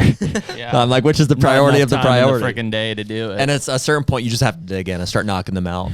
Dude, it's an interesting thing kind of that we're talking about here. Like the anxiety comes from not getting things done. So that's my, like your column sheet is my property sheet for food plots and habitat stuff right now. And it's super stressful. It's because you're not getting them done. Because I can't get them. It's the only reason. It's like I need to disc in Ohio. I need to disc in Kentucky. I need to spray in Kentucky. I need to fertilize in Ohio. And it's like, how do I do all this? Yeah. Like I literally need like 3 days at a time to like knock these things off my list. And then it's like, I'm going right back to do the next thing. Well, so if you're realizing that that's the thing that's giving you anxiety, you should stop what you're doing and go do it. Yeah. I need to like stop working though for like a couple weeks. We'll just clone you. We need 3 Flynns. Well, that's where it comes down to where it's like, I want to do that stuff, but should I just like hire somebody to do it? There's a time and place for that, maybe. Yeah. But also, like, I think you just have to, at some point, like, you have to, I mean. Because I enjoy it. Like that comes down to, like, are you a good person? Are you, like, what? As far as, like, because it's a you're waiting your decision to go do this thing that is giving me anxiety that I just feel like I have to do this. Yeah. Hunting, going to the gym, whatever it is. You know, how much of a priority do I give that over my own responsibilities to, work, my businesses, other people who are depending on me. And so that's the internal, and as leaders and business owners and stuff, like we're constantly weighing that, like, well, it'll never end either, because there's always more things to do at work. Well, yeah. And really it is the other people that are depending on you. Because if you can so overly like deliver, you know, or feel like only then can you feel okay about going and doing these other things. Right. So, I mean, yeah, if you're not there, then yeah, that has to suffer. Well, like next week, we're going 2 days to Illinois. Yeah. And we'll knock out a power because I'm dependent on you to go with me. Yeah. Because I twisted your arm and we're going. I'll go. I'll pull the Band-Aid off. I'll go. Because I know if I nag you long enough and lock in a date, we're going. Yeah. That's what I told Emily. I was like, hey. But I also know we're going to be stressed out if that stuff doesn't get done. We will. Because then a few months will pass and we're like, dude, we messed up. Like, we should have gone. Should have did it already. And I know that about you. So. And I'll feel better when I pick up a shed, too. Uh-huh. Be nice. Be much nicer. So, yeah, but these ones are hard just because, like, I've got to take equipment to 2 different properties. Dude, and frankly, take what we're doing right now. You know what I mean? Dropping a Lakoski podcast in April. You know what I mean? It's like, dude, nobody's dropping hunting content right now. Yeah. I feel I get such a rush out of like working when everybody else is resting. Oh, for sure. Literally, like when I'm working on a Sunday, it's like I feel great about it. I'm crossing stuff off the list. Everybody else is just sitting around. The minute nothing. Monday morning 8 a.m. rolls around, I'm like, I'm way behind. Yeah, like this sucks. everybody's here. Everybody else is working now too, and I'm like can't keep up. So there's something to that. Yeah, I think so. Yeah, it is. It's just prioritizing time and it's efficiency too. Like you got to be efficient with it because there's only so much time in the day. You know, and if it's just you, like there's only one person, you can only get so much done in a day. Sure. So yeah, you got to be efficient, which is why having a plan works. You know, if you have a plan and you can schedule it out, like that'll go a long ways versus just, well, let me go out there and just wing it. That won't work as well. Yeah. You know, you're right.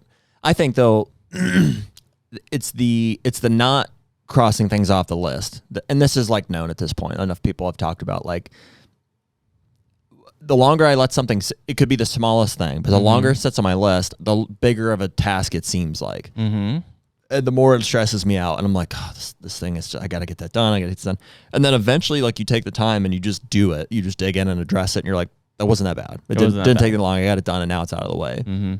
So that's the danger. We talk about it. We talk probably more about it on like the I bought a farm side, but you know, when people talk about, well, how are you guys buying these farms, or how are you doing this? It's like, well, we have multiple revenue streams because we run multiple businesses. The downfall is like multitasking is tough. And especially when you've got things that need to get done, like there are certain things I could get done if I had an undisturbed 45 minutes. But like during the normal business hours, like that doesn't exist very often. My phone rings, you know, somebody needs this from the team, email this. Like to have 45 minutes to sit down and just knock it out and cross off the list, because then I eventually will, like usually after hours. And I'm like, that wasn't that hard. But I needed 45 minutes to just knock it out. Sure. Well, and you figure that out, I think, over time, like your schedule develops. And because when people are contacting you, it's like I want to be actively able to participate in those conversations. And that's why I think Monday mornings and stuff are tough, because it's like, bam, everybody wants you. So I don't want to have any work on my plate by then. Like Sunday, I want to have it finished by Saturday, Sunday.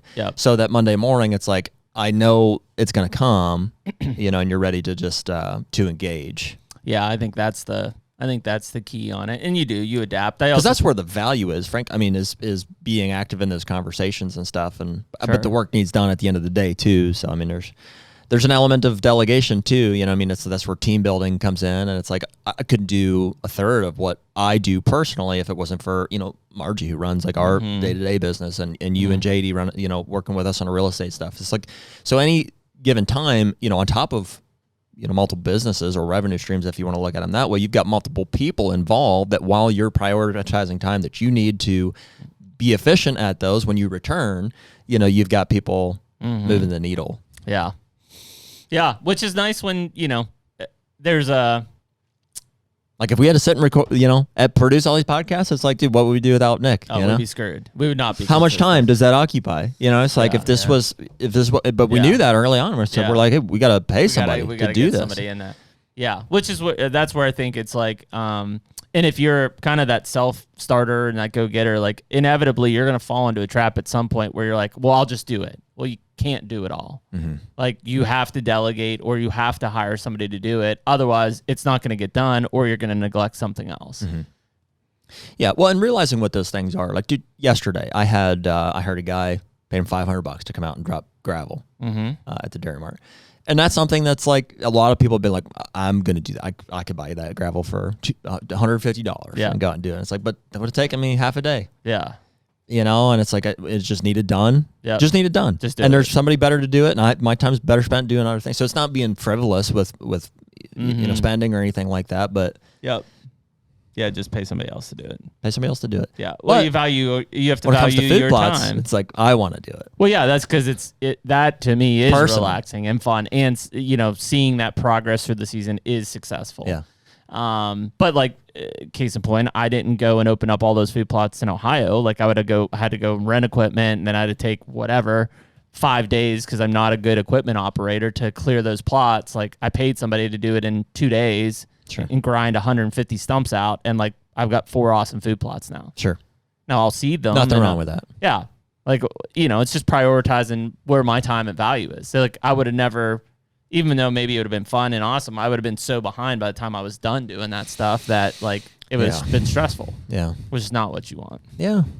Well, you know, hey, one day at a time, one season at a time. I mean, it's, you know, personally, I'm pretty. It's fun. I text you like the other day. I was like, dude, can you believe like we own a Illinois farm together and stuff? And it's like it's cool to look back and reflect on. We were even doing it this morning with some podcast stuff. You know, so it's good to acknowledge successes. You know, and to look back and be like, man, look how far we've come on. You know, just making it happen. You know, it's just like these things don't just come together. Like the needle doesn't just get moved on its own. Some things are out of our control, but it's like, dude, we made it happen. We went and bought the Illinois farm. We drive out there a few times. Like we worked our butts off to earn the money to pay for it. And like, as far as food come together and stuff this year, it's like, we made the contacts. We're doing it. We're doing it. You just gotta have to do it. Yeah. Well, and I mean, even like the podcast stuff, like we've had other podcasts reach out to us and just say, hey, like, dude, 4 year, you're in a 4th year here. I mean, if we're going to pat ourselves on the back, that's not nothing, especially considering our schedules and everything we just talked about. The fact that we put one out a week for, we prioritize it. 179 in a row in a week. Yeah. That's impressive. We prioritize it. We say that we are going to have one out. We'll be gone next week. We prioritize it. So we're going to film 2 today. So that way we have one for Tuesday and then one for the next Tuesday, and we don't miss a beat. Incredible. We've not missed one.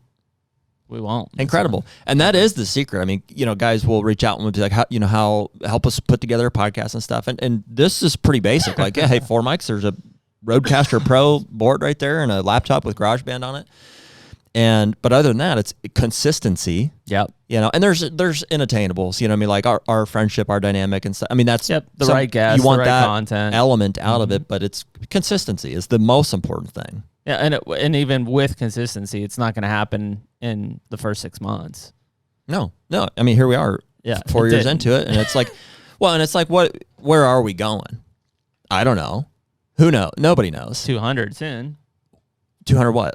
Well, yeah, in 200 terms of number of episodes, but it's like, what are we trying to achieve with this podcast? It's like there's things I'd like to see happen, you know, and there's like, but ultimately, I think it's the journey that we're just enjoying in the meantime, and. Well, I think it's the continued discussion on the community and hunting and what it means to people and, you know, the future of the resource, the future of hunting. Like there's, you know, questions that, you know, are a bit rhetorical. Like they won't have an answer, you know, ever probably. Yeah. And that's just the stuff that we just keep having discussions on and new things come up. In fact, I don't think I got a reply yet. The HUNTR Podcast is brought to you by Rack Hub. Well, dude, sheds are starting to hit the ground. Yeah, and although we usually don't find many of them, we've done pretty well this season so far. I would say for just, you know, a handful of walks, we've got a pile of sheds to show for it. So yeah, I'm excited. Yeah, I mean, if shed season would end today, I think it was pretty successful.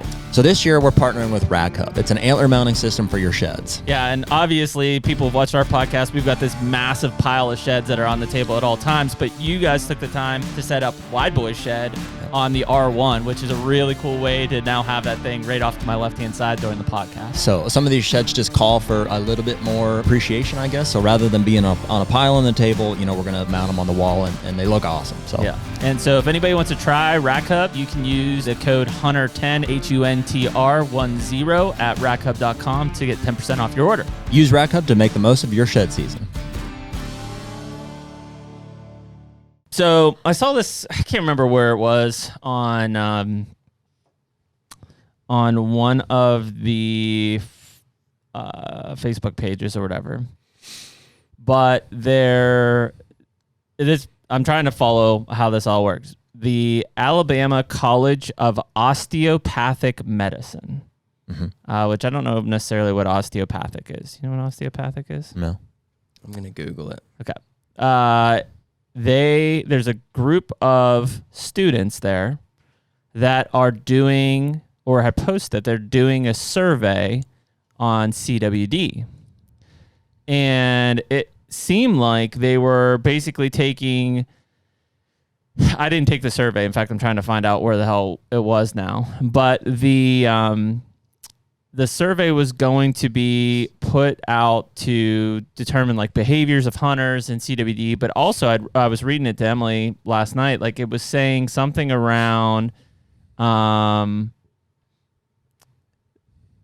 like the possibility of CWD being contracted by humans.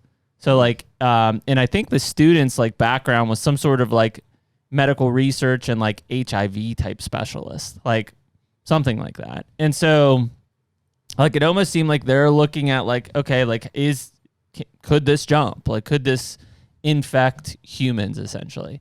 But it was weird. So I wrote them. I haven't heard back from them. I was like, hey, like, you know, what's the basis here for the survey? Like, what's your hypothesis? What are you trying to prove here? So that'd be an interesting discussion. Like, that's the first time I've seen like clearly a medical university like talking about CWD. Mm-hmm. Yeah. And just to clarify, specifies medicine for the body's muscle, tissue, and bones. So I would assume that they think somehow there could be, let's see. God, he had to have posted this thing somewhere. Dude, there's a thing here for night sweats. I've been struggling with that lately. Night sweats. Really? Yeah. Yeah, Just so like this drenched. This is the guy. So I apologize if I'm going to put him on the spot or he's listening, but his name's Colton Boney. He is a med student and an aspiring HIV specialist at the Alabama College of Osteopathic and Medicine. Huh. He appears to be a hunter. So I don't know if anybody knows Colton. Holler at him.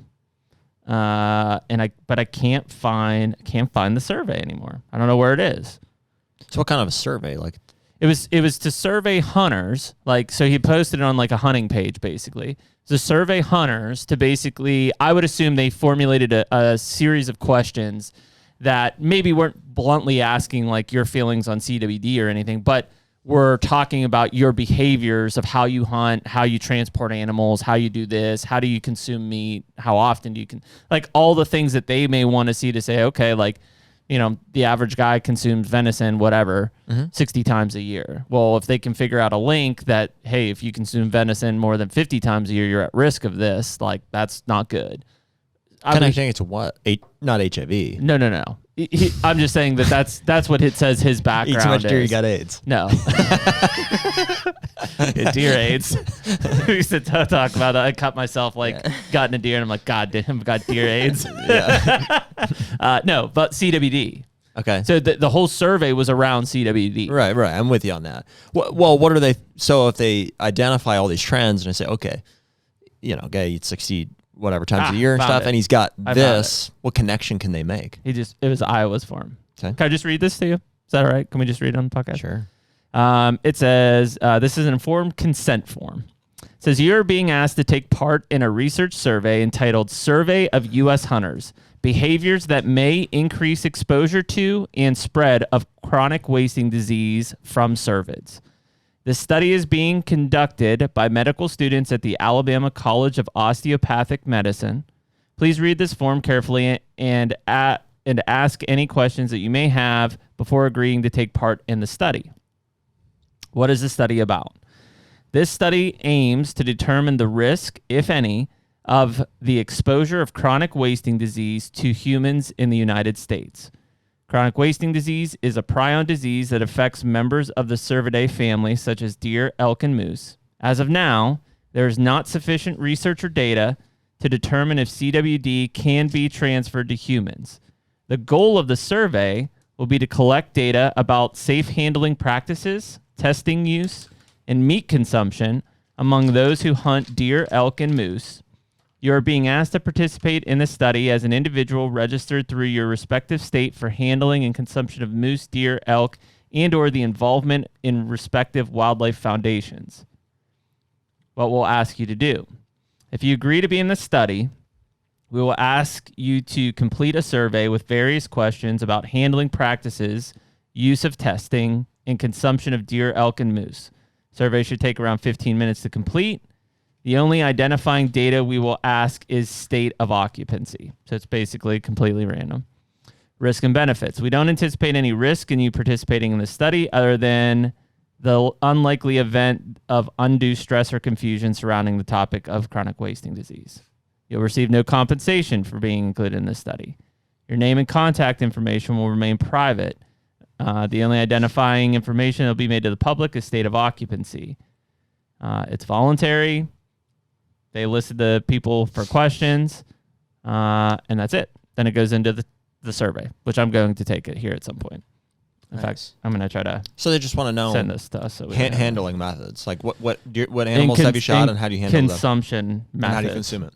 Yeah, so I assume what they're trying to do is gain a baseline of how people are handling deer, how often you're consuming deer, like in current state of hunters, and then start to figure out if there's possibility that this thing could jump. Because, I mean, that's the big fear, right? I mean, the big fear around CWD is like, it is to a point that the resource is going to die, but at the same time, to the public, to the mass public who actually cares, so that it doesn't jump and infect humans.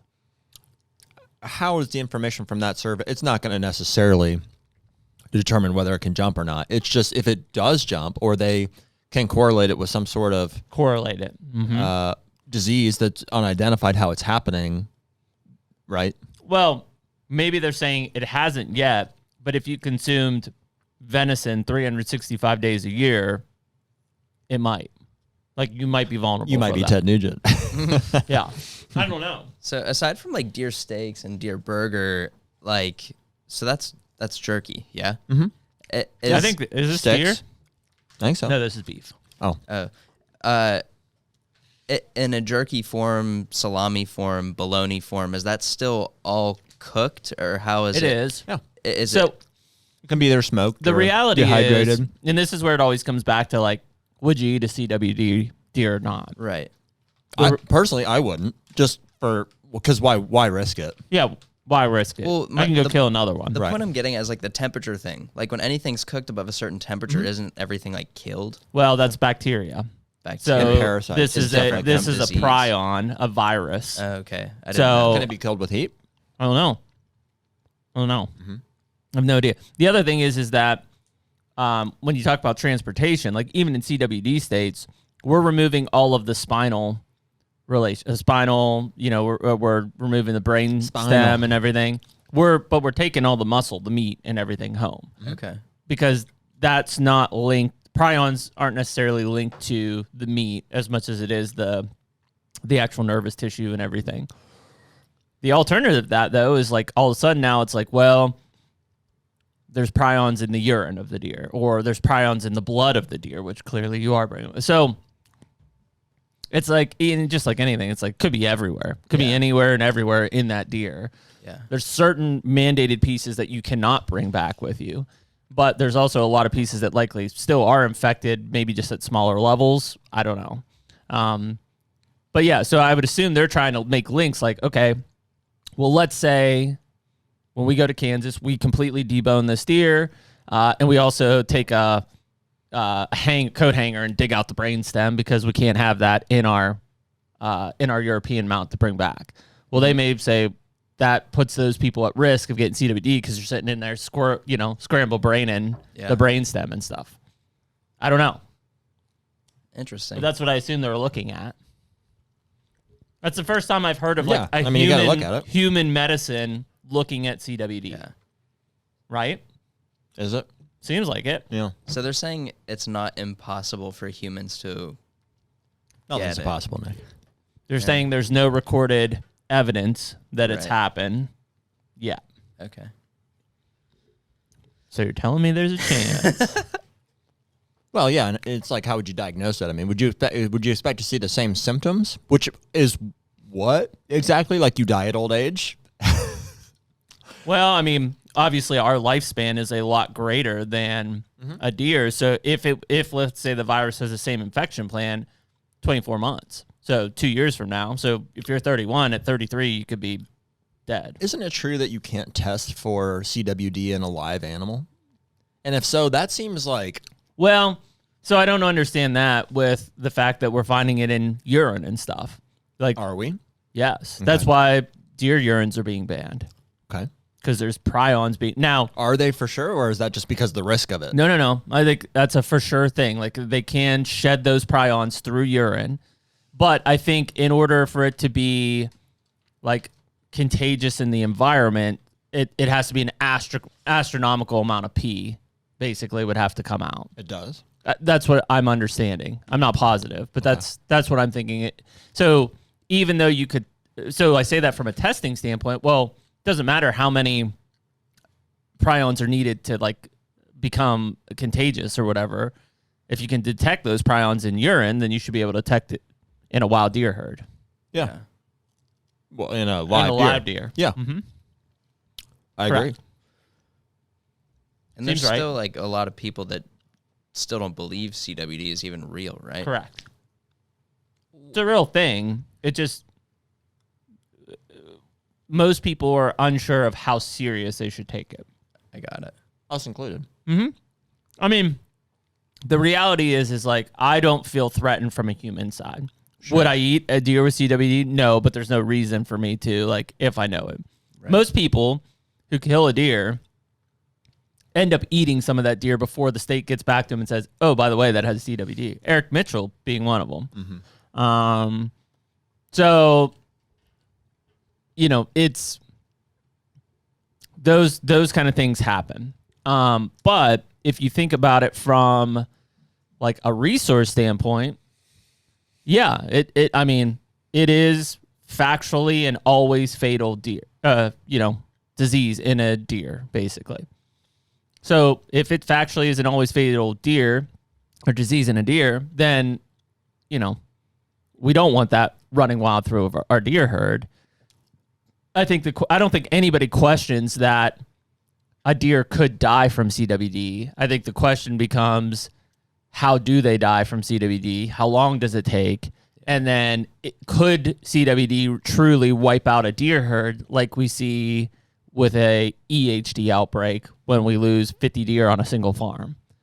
Those are the questions that I think, because of the complexity of the disease, people can't get straight answers for, including us. Yeah. Well, I'd love to. I think Lee's going to connect us with, I think it's Aaron from Analogics, and their parent company had a lot to do with mad cow and also the EHD vaccine, right? And so I would think for a great place to start is to understand if that's a very similar disease, you know, in cattle as CWD is in deer. It's like let's we should understand that first.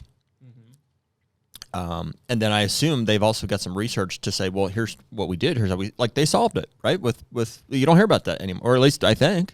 Mad cow gone. I think they've reduced it. I don't know if it's completely solved. I mean, do you remember, dude? When that was happening, that was like rampant. That was like mostly front in Europe, page news, right? I don't know. I think it was mostly in Europe. I don't know. I think so. Or at least at the time, I remember it sounded pretty serious. I was like, that's like a big mad deal. cow. Well, so did mad cow. So did the pig flu and bird flu, and It's true. It's media.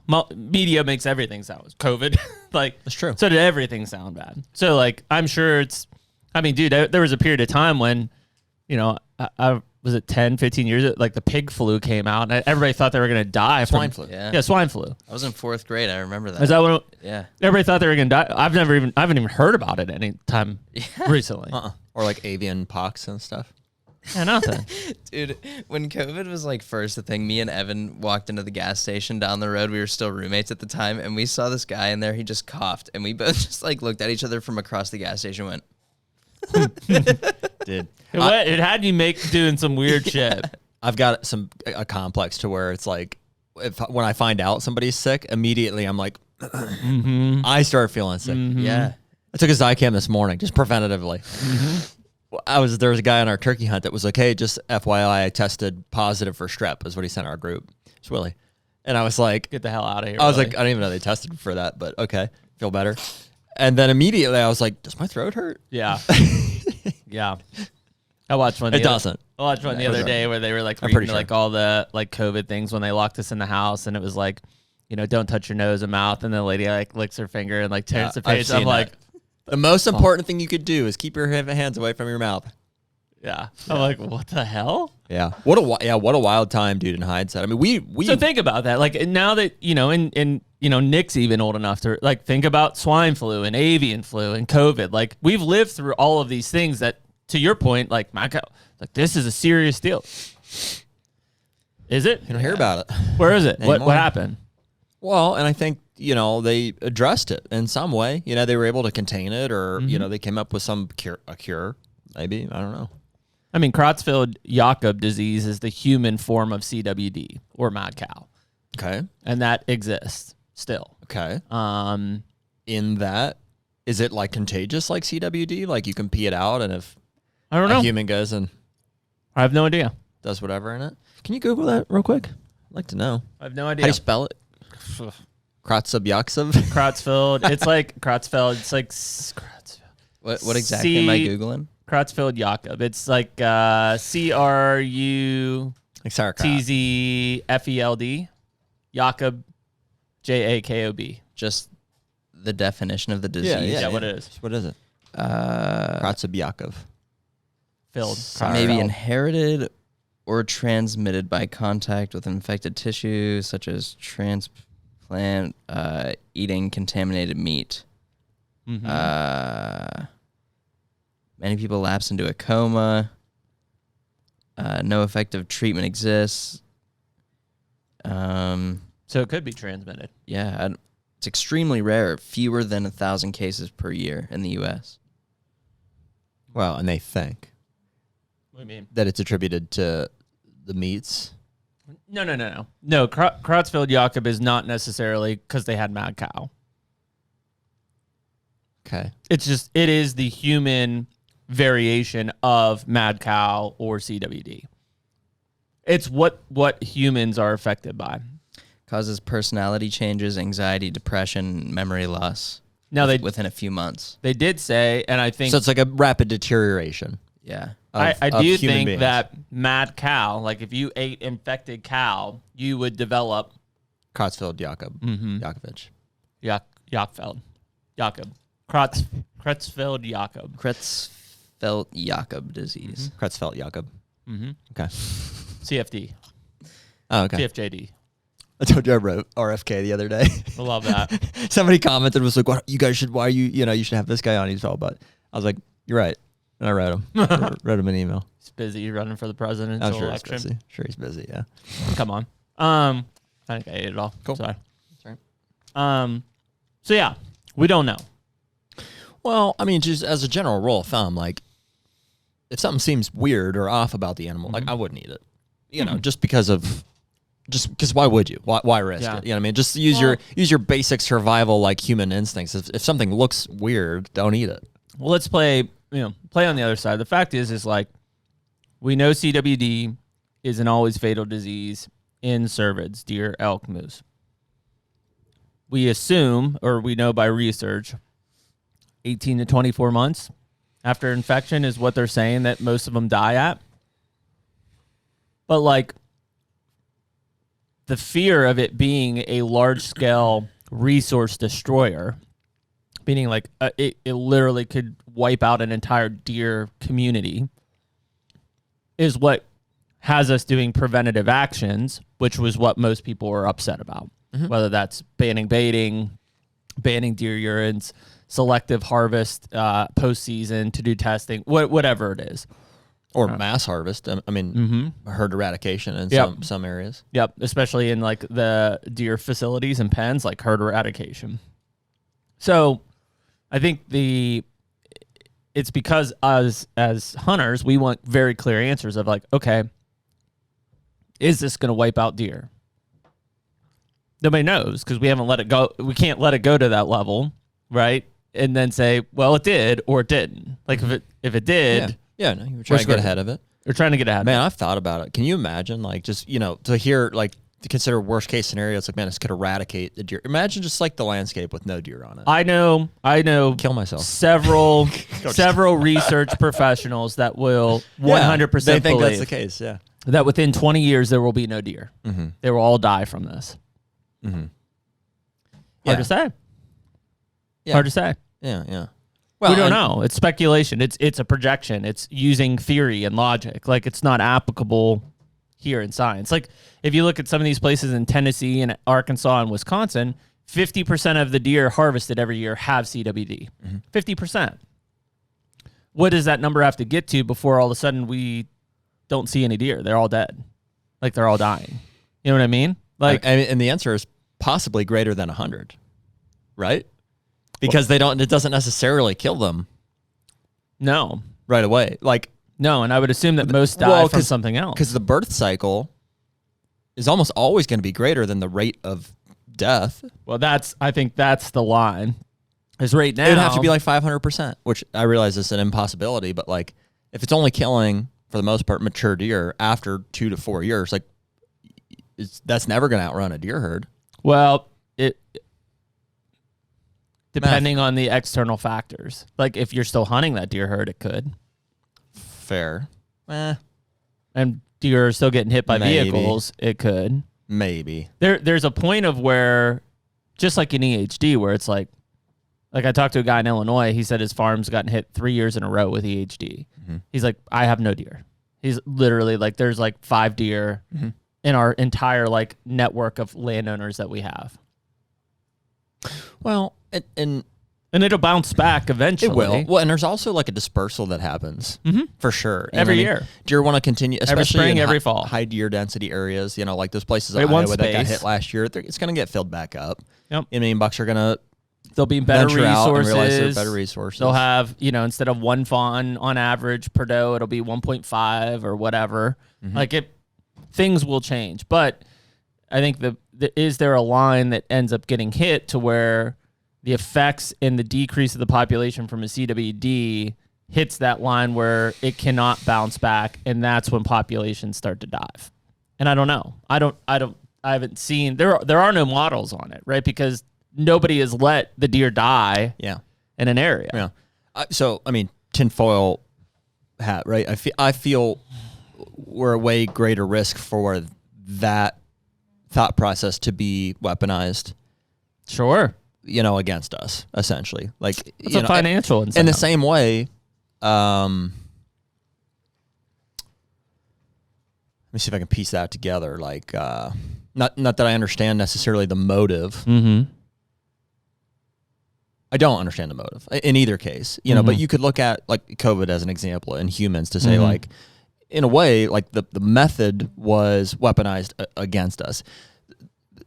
The result was different in that we're talking about actually killing deer. They weren't killing humans to like prevent further spread of the disease. But were they, Nick? Yeah.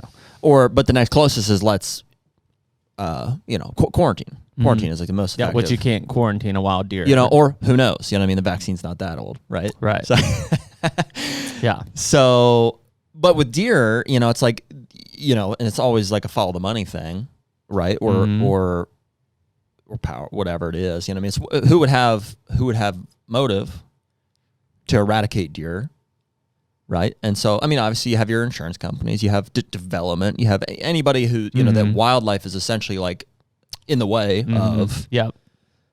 And I think that the threat of CWD, the more that things like these, not that we should be having them, you know what I mean? Because it's like, if they can jump, we want to know that and prevent from eating it and whatever else. But it's also like, I think we should acknowledge the risk that like that can be weaponized and used against us. Agree. So, Yeah, so I think it'll be interesting. This survey obviously is starting some sort of research of which it's looking at the possibility of it jumping from deer to humans. It's the start of it, at least. Which, frankly, seems like a small... I agree. Because they've had it for dozens of years now, if not hundreds. Yeah. You know, and, I mean, and here we are. Like, we got bigger problems. 80. Obesity is killing way more of us. Oh, you know? Jesus. Yeah, we're 60 plus years into at least detected CWD. Yep.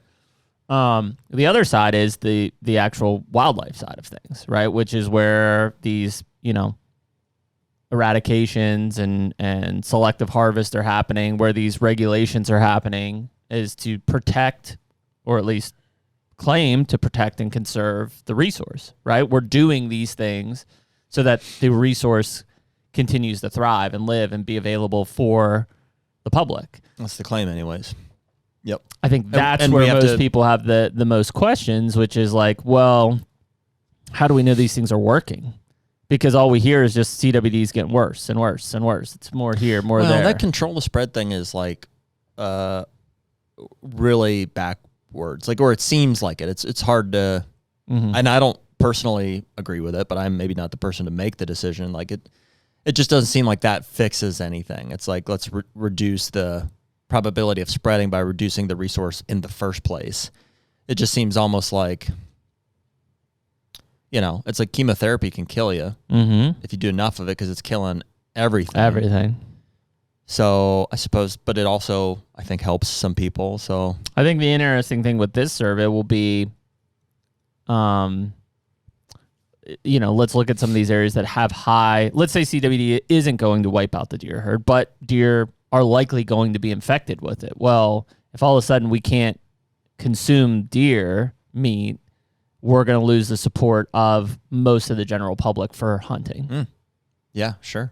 So if we've said it, like if it's like, well, I don't want to eat a deer with CWD. Well, what if 1 in every 2 deer is infected with CWD from a harvest standpoint? Right. What's the argument to keep them around then? What's the argument to keep hunting around? Right. They're not consuming it. It's not for sustenance. Right. So you either are going to have to figure out that you got to eat CWD deer and you're not going to be affected by it, or you're probably, that's just another angle for antis to take away what we have and say, well, all these people are doing anyways is just shooting it for sport. Why don't we just hire trained assassins to go out and do the same thing for population measures? Well, and there's all kind of reasons to answer that question, but yeah, it's a shame. It's a shame that we just get further and further away from primal calling.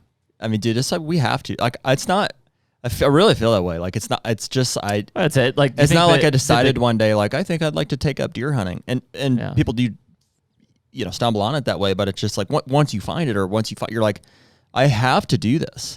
I literally feel like if I don't do this, I might die. You know what I mean? Yeah. And it's not because it's like I need the meat to sustain me. We eat it because I enjoy it, and that's a cool aspect of it. But it's just like there's something in our DNA. Yeah, but I mean, that's where the social political side will take it away from us. Sure. They don't care about that. They just care about how do they get their goal accomplished, which is keeping deer numbers under control. They don't care if you do it or there's 15 guys in ghillie suits in the state that just go around and shoot them all. Yeah. They don't care. It is interesting to consider, like, those are the kind of things that start a civil war, though. Like, what the government's going to tell me I can't deer hunt anymore? Get bent. Yeah, I mean, crazier things have happened. Like, it is. Yeah, but are you going to listen to it? No, but we may not have a choice. That's what that conversation is. Like, a lot of people will be like, well, I'm not, when people are already don't buy a or whatever. But like, just, if we get to a point where deer meat is inedible,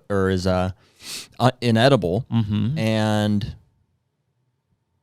for whatever reason, it's done away with, or whatever. It's like that would be the means for eradication. Like, that's where I'm saying, I don't think if hunting was to ever be taken away, it wouldn't be, hey, you can't hunt anymore. It's going to be, the resource is gone. We've exterminated the resource. Yeah. Do you ever think about, like, at the highest level, I mean, it's interesting to consider, like, the powers that be, or like some of the more powerful people, like, in the world and stuff. It's just like, what do you want? Yeah. Like, more power. Do you know what I mean? Like, over what? Who? Everything. For what? Like, what does that look like? Like, what are you trying to achieve? It's a consumption of power. Do you know what I mean, though? It's like, what more could you want? Well, you think about that, like, I'm not saying that it doesn't exist. There are plenty of people that 100% believe that Big Pharma has cancer cures. right now, and that they don't want the public to have them because they make millions of dollars on every day on people having cancer. Sure. And it's like, you want to ask the head of that to be like, do you really need like more money? Like more money is making you happier versus like saving people's lives? Well, and it's almost like, maybe that rabbit holes to like an industrial complex. There's military people are familiar with, but also like, is there a pharmaceutical, like an industrial complex? I assume that's a thing. Mm-hmm. It's almost like it's bigger than the people, so to like my question there, it's like, who is this greedy person that's so rich and like he just wants more? It's like, it's probably not that. It's probably, and they might exist for a time, but then they go away. Sure. And it's just this cycle exists now where it's like somebody new fills that spot and the cycle continues and gets improved or, built upon there, I guess. And it's just like, yeah, it's like, how do you ever get out of that? Unless you have somebody like noble enough to say, we have but then they kill them, right? Because the cycle has to continue. Yeah, I mean, it's wild. Right? I mean, you talk to anybody that's worked in big pharma before, they're like, the prescriptions that are being dealt or out anything are just keeping people safe. That's why people hate Trump so much. Is on that side of things, it's because he exposed like tax code, basic stuff like that. Yeah, and they're like, it wouldn't surprise me if he got killed. Yeah, just whacked out. Yeah, or anybody that like comes with a cure, an answer. I mean, I feel to solve something that people are using to make money to profit off of. Like, dude, you're at risk. Well, I mean, that's why there are good, smart people in this country who would be amazing leaders for our country. They don't want that job. Mm-hmm. They don't want that job because they can't do and say what they want. Well, even at the global level, it seems like buried. It's become, dirt will come out, Yeah. Well, you have like an entire, and this is not my area of expertise, so but I can just speculate, just human beings, so you have like whatever, NATO and like global organizations. Yeah, World Health Organization. That inevitably are going to have like, systems in play, the way the world turns and money is distributed and stuff. It's like even those world leaders, like if, they're replaceable. I mean, you look at ours, like, tomorrow, by the way, people will be interested to know, apparently on the news, Biden was going to come down to our ice cream shop yesterday. I saw it in like this. a Reddit forum after you told me, and it was like the #1 tagged thing, and it was like, I don't know, 900 people had been like whatever. I don't know if the whole thing was a hoax or like, I don't know, honestly. It was funny when you down there told yesterday us. cleaning machines, and then people were calling me and be like, hey, we just heard on 107.9 that he's coming down today. I was like, news to me. And then the city was... ice cream for you. The city was in the... chocolate chip. The city was in the back fixing potholes on a road that I've never seen them fix potholes on. And I was like, oh, this is great. And I was like, wait a minute. He's coming. So maybe they thought he was coming. Maybe. Yeah, but he apparently never showed, so... I got you. I didn't wait around for him, so... We forgot my ice cream. Margie was like, what am I going to do? I got to like, pretend like... And I'm like, just serve my ice cream. Like, he's a regular customer. Like, yeah, just spitting it. Yeah, yeah. We got your pup cup right here. Yeah. Does it look like spit? Nah, fuck it. But anyways, we're getting all tinfoily here, but like about these systems that are in place. I mean, dude, it is happening. Well, I mean, it's definitely happening. We talked about it before, like the social political side, like it's happening in Michigan right now. Like they have taken away 3 months of coyote season purely on the basis that they don't think it looks good to the public. No biological data behind it, nothing to support it, purely because the social side of things doesn't want coyote pups to be abandoned. There's no biological research around that coyote pups would be abandoned or that they'd even be vulnerable or whatever, right? But that has made a decision now that affects wildlife and hunting. If we continue to go down that path, that's a dangerous slope to be on, because then nothing biological is laid out to say, well, by biology, deer could bounce back from a major EHD outbreak or a major CWD outbreak. Bring it all the way back to like what you just did there, like from a wildlife standpoint. I think that Ohio is drastic, and all the way back to a baiting standpoint. And we're back. Is suffering like our turkey herd. Yeah, turkey herd. Our turkey herd. Our population, our turkey population is frankly being decimated by. It's an interesting point because people are baiting by raccoons, and which is propped up by corn piles. Yeah. Well, it's interesting you say that because in Kentucky, on is it March 1st? March 1st to July 31st, you cannot bait. So like there is no baiting. Fine, but those coons are going to still survive. But I'm just saying that there is no baiting at all during the time period for turkeys and things like that. It's just got to go. There's just nothing good about it. Well, I mean, there's no doubt. I mean, there is research on this. Like I think Auburn, I want to say Auburn did something, maybe Tennessee. There's absolutely research out there if you look at the increase in nest predators on baited hunting properties. Mm-hmm. Like possums, coons, skunks, like through the roof. I've got, we've done a lot of baiting in the past here, and I've seen like whole herds of raccoons on a pattern. It's like they all go to the corn piles. We see the trails. And then they all flag the trails. Yeah. People are like, "Oh, look, there's a deer trail." I'm like, "No, that's a coon trail." Yeah. Like it's this big in a tunnel. Dude, I've got pictures on our place of raccoon, like 30 raccoons on a single corn pile. Yeah. Yeah. I mean, they find it and they call all their buddies and and then they just wipe out every freaking turkey nest and other especially this time of year. They found. And there's other, wet years and stuff, other environmental factors. It's not 100%, those nest predators, but certainly I think it's a big part of it. Well, I mean, that in tandem with trapping is a dead art in sport. Yeah, whether that was, had a I'm sure it did. A big impact. I mean, dude, when people were getting $25 for a whole coon that you didn't even have to skin, you just brought them and like chucked them in. Now they're worth, you lose dollars. Man, I miss trapping. Not coon trapping necessarily, but that's the reality. Is like there was a market for it. It was active. People, even though 10 years ago, 15 years ago, it was still dying. It wasn't nearly like it was in the 60s and 70s and 80s, but like people still trap. Now, very few. Yeah. And especially with the way that public or private lands have been in the last 15 years, I mean, you don't have access to all the places to even trap them out of, right? Like, I mean, obviously if somebody said, "Hey, I want to go trap a bunch of coons and coyotes on your property," have at it, man.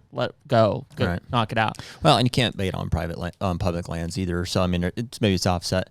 And there has to be some accounting for, the social, political realm of things. Like, I understand, I mean, Ohio's argument is like, well, hunters need it, basically. They want it.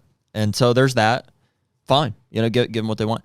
But there's also, to a point. But there's the biological, to a point. And there's the biological aspect where one issue, aside from all the deer issues that we talk about all the time, is with the turkey population. I think that the nest predators population are being propped up. I know that Mike Rex, agrees with that sentiment. He's like, we have like a ridiculous population of raccoons because, they're the most well-fed in the entire country. Yep. Yeah, exactly. Yeah, so I mean, there is a place to consider it, but you can't make holistic decisions based on it.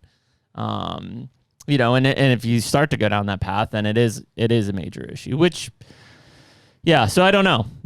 It's going to get dicey here on the political front. I mean, it's a major political year anyways, but if you start to look at some of the things that are getting laid out more and more, I know that I saw recently Skip was fighting something like around the forest tax benefit, like it's like, who are these people and what are they attacking? Like it's greed, and it's like, well, I'm going to put this in place. I'm going to take this away and I'm going to put this bill out there that's focused on A, but really B, C, and D is what I want to come through.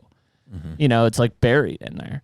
And it's crazy. It wasn't me, but they did stop Kentucky Department of Wildlife and Fisheries getting put under the Ag Department in Kentucky. That was squashed. So kudos to, I think it was the Kentucky House and Senate that stomped that out. That was a good move.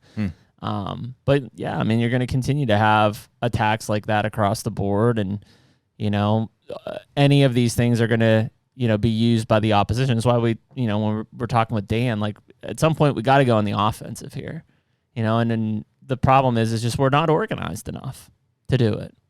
We're fragmented. We argue with each other. We're just, if whether you like baiting or you don't like baiting, or you want to kill the first deer you see, or you want to kill a mature buck. Regardless, the end result is you want deer to be here to be able to be hunted. Well, they're totally different things. I mean, I think Braveheart's obviously a great movie, and it's movie. it's the perfect exemplification of like somebody who's like perfectly fine on their own, and it's like private enterprise. You could take and apply that movie to real life. It's just like, I want to have my own business, and I want to like freedom. do my, hunt my own, food and do that. And it's great. It's that's the best scenario, but then you have, these systems, these complexes we talked about, and government is probably a powerful force, like along with that, that's like, it's moving forward, and it's like, it's inevitable. And like, there's less and less space on the earth, less and less resource, and more greed all at the same time, and it's there's like, literally rooms of people in every state that their only goal is to just pass different bills to take things away and remove freedoms from everybody. That's what they do every day. And it's maybe there's a piece of it, but it's like, it's not any one of those individual people's greed. Like, everybody's trying to get their own, but like the complex is in place, to where things are moving, and greed is fueling it at the individual level. But it's, I say that coming from a place of like, we're very blessed with stuff, and we we live in a country where we have freedoms, and like, the ability to sit and have a podcast and like make money. It's like, it's the best country in the world, hands down. And so I guess to come out of my box and look at like, is it outside of certainly there's people inside of the country not doing as well either, but look on a global perspective. It's like there are still third world countries. Like, that's a real thing. Right now, there are people who don't have food to eat, and stuff. And not that they're the greedy ones, but like most of Canada, you can't even own like a firearm anymore. Sure. Dude, that Trudeau guy's a freaking joke. Yeah. I just can't take. You ever listen to some of his? Watch his mannerisms. Yeah, he's weird. Like, what's wrong with this guy? Looks like a pedophile. Yeah. Or robot or something. Or both. A space pedophile here. Robot. But yeah, that's but there are people that, I think the scariest part is there are elected officials in roles that are voting, and we talked about this before. They're voting and making decisions on things they have zero knowledge about. None whatsoever. Sure. No experience, no knowledge, no fucks either given at all. And they're making the decision. They have the vote to make the decision. And it's like, oh, why? Yeah. Got me, dude. Well, I guess I know there has to be a system in place. I'm not saying for like complete voting anarchy and stuff. Well, I guess what I was saying earlier is like, it's not in our nature. Like, a lot of the, guys who are self-sufficient, guys whose mindset tends to overlap with, hunting or, other, whatever it is. Not everybody's a hunter and stuff, but like these guys who are and gals who are self-starters, self-motivators, like can do it themselves with their friend group and circles that they've built and stuff, or it's not inherently, they're like, I think I want to get involved with this giant force that's inherently greedy and perpetually moving forward and wants to like, it's the opposite of that. You're like, you want to avoid that at all costs. Yes. And so, but when it reaches a point where you're like, my ability to have this lifestyle that I'm pursuing is impaired or inhibited, then like, it kind of feels like we're at that point.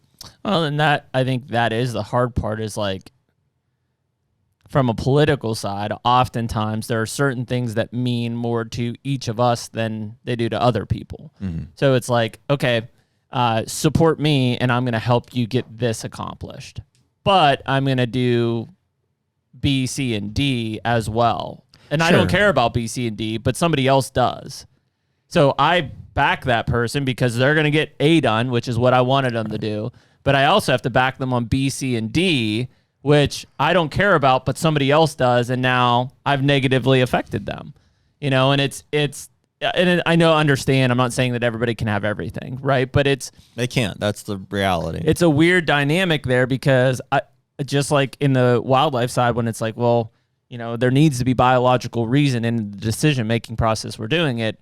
What is that foundational reasoning at the political level? Well, yeah, and you can imagine that, like, that's got to be the last thing on their mind. It is. I'm sure you're supposed to be taking care of your constituents, but that's not the decision-making power that's being done out there. Right. And I don't know. There's obviously a bunch of different bills that in every different state. It's not one judge or one, one legislator or one bill or anything, but it's just like, you can imagine, for us to get into the the meat and potatoes of the biology of how to like manage a resource, I can only imagine somebody at that decision making level just laugh. Like, who cares? Like, are we like, what do we? How's this going to make us money? They just go to the lobbyists. How's this going to do that? You know what I mean? It's just like, I can't imagine that care for a resource is like on anybody's Which is mind. why I think when we end up saying this is an important issue, whether as small as something as Mike Yoder trying to get drone deer recovery approved somewhere, and we're like, well, let's go and talk to these people. There's a meeting this week. Decision's been made. They don't give a shit what we said. Sure. They didn't ask us. They didn't poll us. They didn't survey us. They just made the decision on their own. The drone deer recovery one is interesting. And Mike is a friend. So, I mean, we're going to speak freely about it. Yeah, because at Lee's, like, literally when we were talking with Lee, he's like, yeah, some drone guys here. It was Mike Yoder. Yeah. He was in his house, 2 hours later. Yep. And I like Mike a lot. And he's freaking, dude, he's going to have a multi-million-dollar business there at some point, I'm sure, with all the ag stuff. Agree. And so that's awesome. There is an ethical question around the recovery aspect of it. Yes. You know, fortunately for Mike, I think that ag business will probably end up being much bigger for him. And there's, you know, maybe from a farmer standpoint, there's and I mean, he's not bridges to cross. He's not doing the branded service like he was before. He just, you know, like me, I bought a drone from him. That's what he's doing on the drone deer recovery. He's doing it and servicing people in Ohio. But outside of that, there is no drone deer recovery. It's just everybody else individual business that he's selling drones to. Well, regardless of if it's him or his business or just drone deer recovery in general, it's like I still don't know where I land on it. Well, here's where I land on it. I absolutely want, if the deer's dead, I want any and every method of recovery. But you don't know if it's dead until you found it.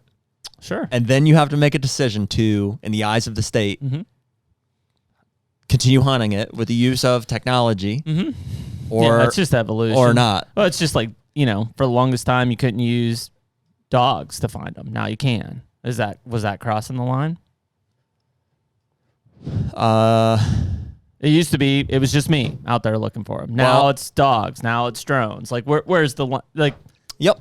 I think where you would want to draw a line on that is like what could potentially give you the ability to continue pursuing the animal with technology that, do you know what I'm saying? Sure. Like let me see if I can like lay that out. You can't just, you know, well, I guess you could, you know what I mean? You could throw a drone up and locate it and then go and stalk it. I think that's way easier said than done. I think obviously. That's the biggest issue that most people have is like once you located it, it's still alive. Now you know where it is to go and kill it. And depending on the lethality of the hit, it's like you have a responsibility to pursue the animal, but it's illegal. Yeah, I mean, if you hit it in the leg, that deer is going to survive at least for several more months. Maybe. Yeah, likely. And that's it creates like a decision there. Yeah. So I don't know. Yeah, I mean, I get it. You know, I think it's entirely.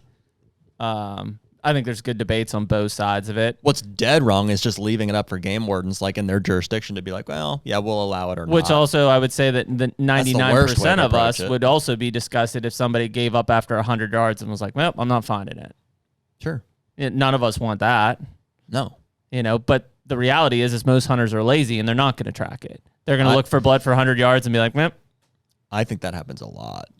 I would assume that probably, no offense, especially gun hunters, just because there's not as much. He didn't fall. It's hard to see, dude. Yes. What's his face? Floppy. Yep. That I shot. Yep. You would have never known. Yep.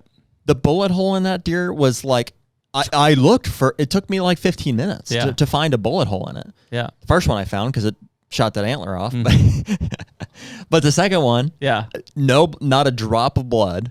You know what I mean? It was a slug and it went through him. And so an animal like that, it's like, had I not seen him die, what are you supposed to do? Like instantly start gritting? Like there's nothing to follow. Well, and that's what I'm saying. Like what is the responsibility? We want to believe that it's like the utmost responsibility to do everything possible to locate that animal. I mean, look how hard we work for that deer behind your head. Like, and that was hours and hours and hours of like hands and knees tracking over 2 miles. I want to believe like we're in I don't want to believe, but I have to believe we're in like a 1% that would put in that level of I've effort. hunted with plenty of people where we're out tracking and they're like, man, no more blood. Let's, I guess he's not gonna. And I'm like, what are you talking about? Like, let's start gridding and then we grid for a little bit. Yep, here's blood. And then we start all over. Literally, again. one of our neighbors in Illinois this year shot at this deer that we, 3 times. And I went and talked to him. He was on the fence line there. I said, hey, you guys get him? And he's like, oh, no, we didn't get the gun up fast enough. And I was like, you shot him 3 times. Yeah. Yeah. And then never showed back up. So I know that deer's dead. I know he is. And just because he kept running, he just figured I didn't hit him. I never even looked. Didn't even look. And it happens a lot. So, when you start to say that, maybe in a point, I don't care if you find that deer still alive. I mean, the reality is unless you shot it in the morning, most of those deer, it's going to be overnight. You're going to have to wait till the next day to go back in and get it.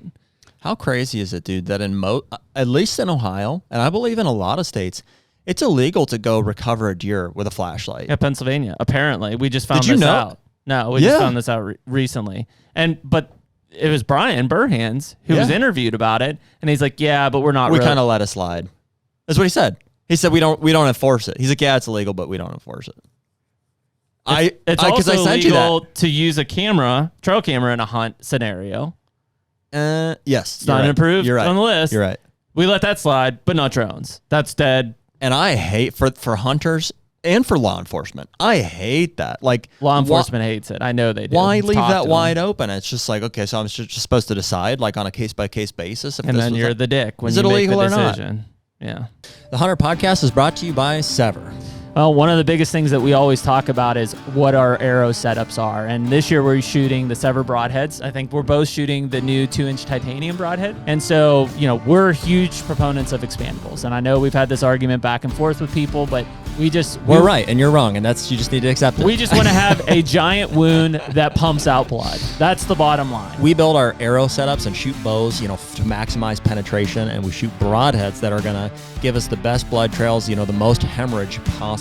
And so part of those setups is we're also shooting the Easton arrows here coming up pretty soon. So we've shot the Victory in the past, and there's all kind of great arrow shafts on the market, but like we're looking for a whole system from broadhead to arrow components to the arrow shaft itself. And the more we look at some of these Easton shafts and the components that go with them, that setup's going to be really deadly for us. Yeah, I'm actually using the Easton traditional axis right now in my traditional setups for both my recurve and my longbow. I've got a 100-grain brass insert on those, and then obviously I'm using a fixed blade broadhead on those specific shafts. Right on. So, but yeah, our goal is always to be shooting the best broadhead that we think is going to be the most lethal for our setups.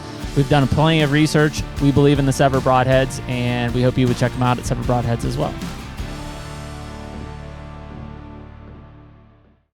Crazy. Yeah, I mean, it's but those are the things too, and whether you're for it or against it, the reality is most of those boards and commissioners are making the decision without our input.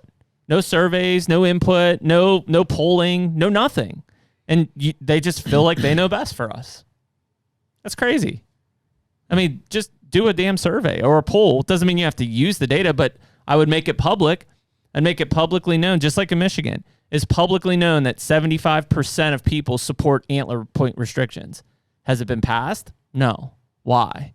Well, there's certain groups that are against it. Well, and I'll say this too, and this is, I don't know the answer. I don't necessarily think that the majority should rule. I agree. First of all, who is the majority? Whose opinion do you want? Is it residents? Is it landowners? Is it non-residents? Is it non-resident landowners? Should be license holders. Maybe. I think so. Maybe. You're investing in the resource. Should be license holders. There are a few states that causes issues, like Kansas, where there's probably more. You're investing in the resource, but so in the state of Ohio, like that's where we'll talk about the baiting thing is a good example, because it's like you have non-residents who obviously are going to be in favor. It's, I want to be able to, it's harder for me to plant food also plots. Are 70% of the license income. Right. 70%. So inherently, funny, I had this argument conversation with Dave Coldwell the other day. He actively fought against, apparently they tried to have landowners and residents pay for tags years ago. And he's like, I fought it tooth and nail. And I explained to him my perspective on it. I said, listen, I think, first of all, I agree. Like, you guys live here, and it's like, I'm not saying, it's your property. It's whatever. Non-residents should have to pay more. But the fact that they're now contributing 70% of the license bill, me as a legislator, guess who I'm going to listen to? Non-resident. And I understand you don't want to have to pay. You don't think that's fair, but you have no voice now. You have no voice now. That has been the discussion point we've had numerous times. When it pertains to that resource, I mean, as a landowner, if you're still paying taxes and stuff, but that's just expected. But to the wildlife, to the resource, yeah, you have no voice. And I think frankly, I think he's kind of changed his mind. He's like, you're right. Yeah, yeah. And I mean, I think Kansas is the same way. That's why it went from we're banning baiting in Kansas to, well, no, we're just gonna have these town hall meetings. And it was like, what do you mean? You said you guys were banning it. Well, we misspoke. No. It's because all of a sudden non-resident pressures came on, and they're like, no, you're not. We'll all pull out, and you'll make no money. Mm-hmm. And I get it. Money drives the world. I understand that, but and influence public perception. Man, I don't blame him for. I mean, I can understand where he's standing, and we'll have to have him on. So I mean, T-Bone is a friend. Like we've known T-Bone for a while. Like that video to me stood out as like was a lot of people saw it. You know what I mean? It had a lot of influence there, and he's an influential guy. Mm-hmm. That's a big part of it. That's a big part of why baiting did get banned. I'll give him that credit. And did it because he's got a partnership with them. Well, he does, and that certainly taints it. But I think he legitimately wants baiting in Ohio. I can understand. I would, as a non-resident, I can relate. Mm-hmm. Really hard for me to get out there and plant flute bats of high barrier to entry. Yep. That's the point. Mm-hmm. Yeah, I mean, we don't want it to be easy. Well, not only that, but the residents should have more of a say and more of a... It's their resource. It's their resource. Yeah. And guess what? And that's where people get like confused. Is like, if our state did that too, we could have just as good of a resource. Like, mm-hmm. Do you know what I'm saying? Mm-hmm. Yeah. I get it. Right? Well, frankly, it's why a state like Pennsylvania is getting to be a better resource. Is we don't have baiting. Not a lot of people from out of state want to come to Pennsylvania. Our problem here is we have just so many people to begin with. Yep. There's so much development, urban sprawl. It's like, and so many hunters. But we're an improving state. Most of these states are declining in their quality of hunting. Pennsylvania is improving in its quality of hunting. Yep. Hand over fist. Yeah, it's because our hunter numbers are declining and access is getting privatized. Yep. And non-residents aren't coming. So it sounds good. It sounds good in theory. But when you look at it, it's like less people have more opportunities. The reality, though, is I would say that the people that are continuing to hunt here, though, have a better experience overall. Sure. Which is what I know you and I personally seek out for people. Like, we want people, I don't care how you hunt, I just want you to have a great experience and, like, appreciate it. Yeah. Appreciate what you just were able to do because you live in this country. Yep.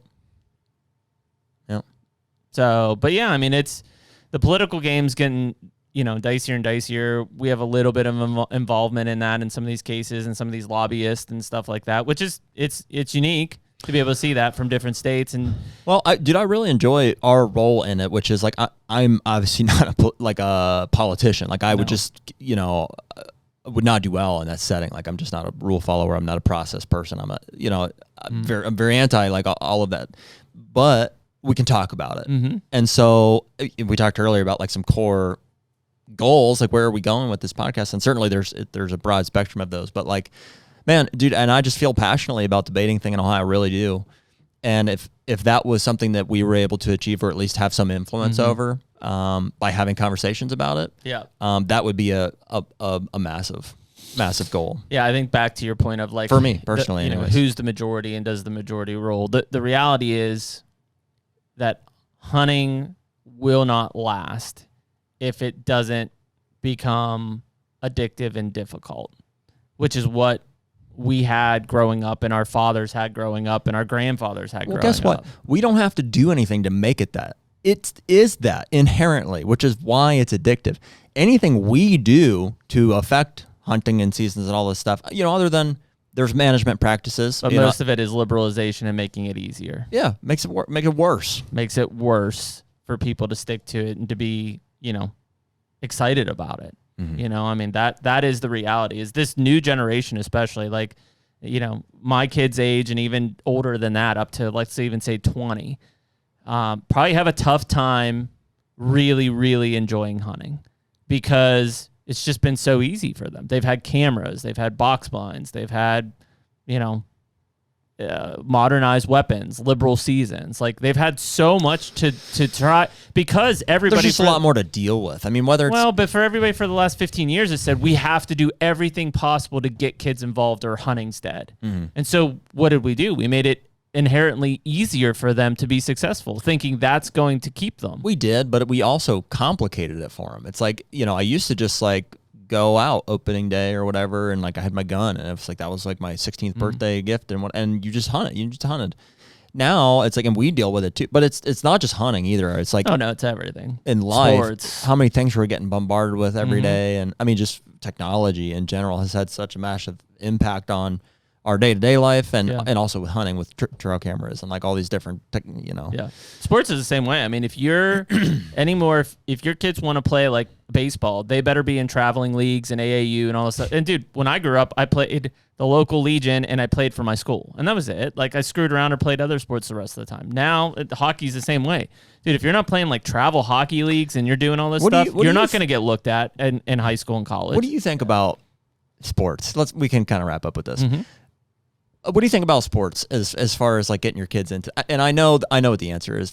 I had a good conversation with JD about this the other day. At least to the point where there's character building. There's team. I think the coach atmosphere is massive because like in today's society, like as far as respecting a coach, respecting just adults, period. Okay. Like my kids act differently with their teachers than they do with me and Emily, right? Because they're used to us. Like I can yell at them, they could, back talk. They don't do that with their teacher because they respect their teacher. Yeah. To a point they respect me, but not nearly as much, right? Yeah. Coaches is in the same way. Like you didn't talk back to your coach. You talk back to your coach, you're off. You're out the door. And so there's that level of authority that I think is really good for kids. 100%. That frankly today, especially, parents are not given. Like I didn't talk back to my parents when I was younger. My dad would have beat me neither. To knock me out. Yep. Right. But like today, kids do because they don't give a shit. Yeah. They just will. I think that coach atmosphere brings that back. I think the problem with it is that, like we were talking about earlier, like I played everything. I ran, I played football, I played basketball, I played baseball. Whatever the season was the sport I played. If you want to be good and like play in high school and even potentially go to college and play, you have one sport. And because you're playing it 365, you're playing indoor soccer, you're playing outdoor soccer in the spring, you're playing outdoor soccer in the fall. Like it makes it really hard for kids and frankly, makes it hard for parents. Like I will tell you right now, I will not travel around with my kids and do sports. I'm not doing that. That's not my lifestyle. If they miss out on opportunities, sorry. Yeah. Well, I think that's kind of where my question is at, is like, acknowledging that, like, for the most part, there's no future in sports. Like, it's not like you're going to go on and play. I mean, there are. Don't get me wrong. There are professional athletes. 1/100% of kids will go on to play a professional. Right. And so for the rest of us, like, there's undeniable benefit, in the coach atmosphere, the team aspect, the hard work, all of those things. I just always found it interesting. It's like, where do you as a parent, or it's like, how does that transition into something? I mean, because it did for me. Mine happened to be injury related. Sure. Right. And not like I was going to go to be a pro athlete, but I was like, I did all of them too. Wrestling, football, dirt bikes, till I was 15. Then I had that accident, which for me, that was like the heartbreaker. And a lot of people probably do have. Yeah, because you build a life around it. That's what you do. Yep. It's what I, yeah. It's what and then it was like, you can't do this anymore. That's your extracurricular, Yeah, you can't do this anymore. I can't do it anymore. But for everybody else, it's like, how does that happen, do you think? Do you think at some point they're just like, well, I think I want to. I always found it with college. Like when people are going to college sports, when I was in college, I was like, well, why? Yeah. I mean, I did my first. Like, because they know they're not going to go to be pro. Some of them are like, and maybe they just do it for scholarship. That's valid. I did it for, I thought it would keep me straighter on my freshman year. Because I partied hard as opposed in high to school. Not straight? Kind of. Okay. What kind of party am I talking about here? Yeah. No. So like I would have been a screw off, right? I wouldn't have gone to class. I just got drunk and partied all the time. That's all I would have done in college. That's all you did anyways. Well, no, my freshman year. My freshman year, I actually was pretty good. Like because I was running through the fall. Yeah. I was doing cross country at Penn State. So like I had a very focused. You did it. That's why you did it? A part of it? Yes. Yeah, I didn't have scholarship money. I walked onto the team. You did it knowingly your freshman year? Like, if I don't stick to something like this, I did not have good grades in high school. Okay. I tested well, so I had good SAT scores, which is what got me into college probably. What was your score? Like 1160. I can't remember what I got. They changed it at some point too. You guys were It was at like okay. 2400 or something. Yours was, they bumped it up? Yeah, mine was at 1600. Okay. So anyways, I tested well enough to get in. But like my class grades weren't good. And it wasn't because I wasn't smart. B's. B's and C's. Yeah. But it was because I C's. didn't study ever. Like I never studied for anything. I just took tests and that's it. Okay. So when I went to college, it was like, and I knew at that time I was going to go into wildlife, which I was excited about. First time like for school ever, I was like excited about something. That's the main thing, dude. Find something you're excited about. And so like I was like, I have to, like I got to go to class, I got to study, I got to get good grades to succeed. Well, at least that's what they told us, right? Now here I am on a podcast. So, but so as part of that, I thought if I stayed in sports, like that would keep me focused. Like I'd practices twice a day. I'd have school in between, and I was tired. That's cool. I was responsible of you. Yeah, and then I quit. And then Why'd you quit? I didn't like my coach. Yep. I don't think he listens to the podcast. He knows. Yeah. He knows. know him We now. just kind of had an abrasive relationship. Like I kind of did my own sort of practice and training, and he thought I didn't try, and then we'd run a meet and I'd do really well, and he's like, you'd be so much better if you tried. I'm like, no, like all these kids are burnt out because you're just like beating them into the ground at practice, and like I'm conserving energy. Yeah. And then I do well. He called me a sandbagger, basically, is what it was. Well, that's an interesting element of it too, is because like as you get older, you start to realize you're like, because as a kid, you're like, adults are my coaches they know were everything. They're authority. My high school coaches were like still to this day are some of my biggest mentors. Yeah, and that's great. That's great. But some adults are idiots. Yes. Like a lot of them. You Yeah. know, and he wasn't an idiot. He just I don't think saying. everybody trains the same way. Sure. You know, like if you had somebody that's just crushing weights every day, like they're just I'm gonna do chest and arms every day, every day. Like that might work for some people, but for others it's like it's not. Isn't that a scary realization, Nick, to realize that some adults are idiots? Like, Yeah. you remember as a kid thinking like they know what they're doing. Oh yeah. I remember thinking that. I was like, all adults are like have it together. They're They think they know what experienced. to do. Yeah. And then as I started to become an adult, I was like, I don't really feel like I have it together. I'm like looking around, Right. or I would start to feel like I'm pretty right, or I'm confident that I'm right about this thing, and this adult's telling me that I'm wrong, and I'm like, maybe you're the idiot. Yeah. No, dude. Yeah. That's like a harsh realization of like growing up. You know, like just like even looking up to some people as a kid, and then you realize when you grow up, you're like, man, why did I look up to that guy? And I think stepping away from sports was hard because then like that's all I knew. You know, and so I hunted a lot more in the fall, obviously. I also drank a lot more and partied a lot more because I had more free time. And I had some down semesters for sure, but ultimately it was overall good because I was driven to succeed to do this wildlife thing. Yeah. Yeah. Well, that's what I said. It's probably the most important thing is Where in high found school, something like that you don't loved. have that. Like, I mean, I guess people strive to be in college or play sports in college. Like I didn't have either of that. You know, I didn't know what I was going to do. Isn't that funny how like doing something you love, like you're just literally a different person. I notice it even on a day-to-day basis. Like when I get roped into stuff that I'm like don't care about, or it's just not my. It's not. I'm sure we all hunting, worked. frankly. You know, I'm just like it's kind of whatever. Like I just don't care if it goes well. It's like my grades suffer, so to speak. Yeah. But the minute. I mean, this is one of them. You know, I'm really passionate about the podcast. And so when we talk about this, I'm like, I could just. Well, that's what I'm saying. Everybody's had a shitty job. Like, I've had plenty of them where I wake up and I'm like, I do not want to get up. I do not want to go to work. I dread it. Yeah. And then, but like now what I do for a job, like I'm up and like cranking every morning. I can't sleep. Yeah. And we say it lightly to people, but we mean it. It's like, man, if you're waking up every day with that feeling of dread and you don't want to go to work, dude, you got to make a change. Life is too short. And I know that's easier said than done, but like you work way too much in life to be miserable every day.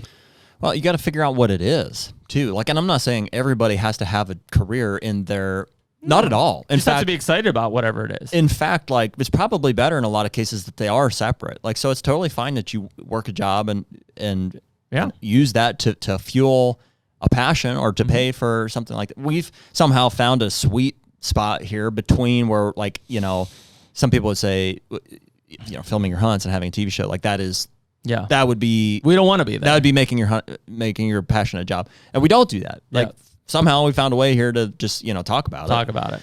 And it's awesome. Not that this is like our primary job or anything like that, but, long-winded here is like the other things that we do are not that. Like, it's not, even in real estate, like, we stepped away from, a lot of people say dream job, whitetail properties. Yep. You know, selling recreational properties.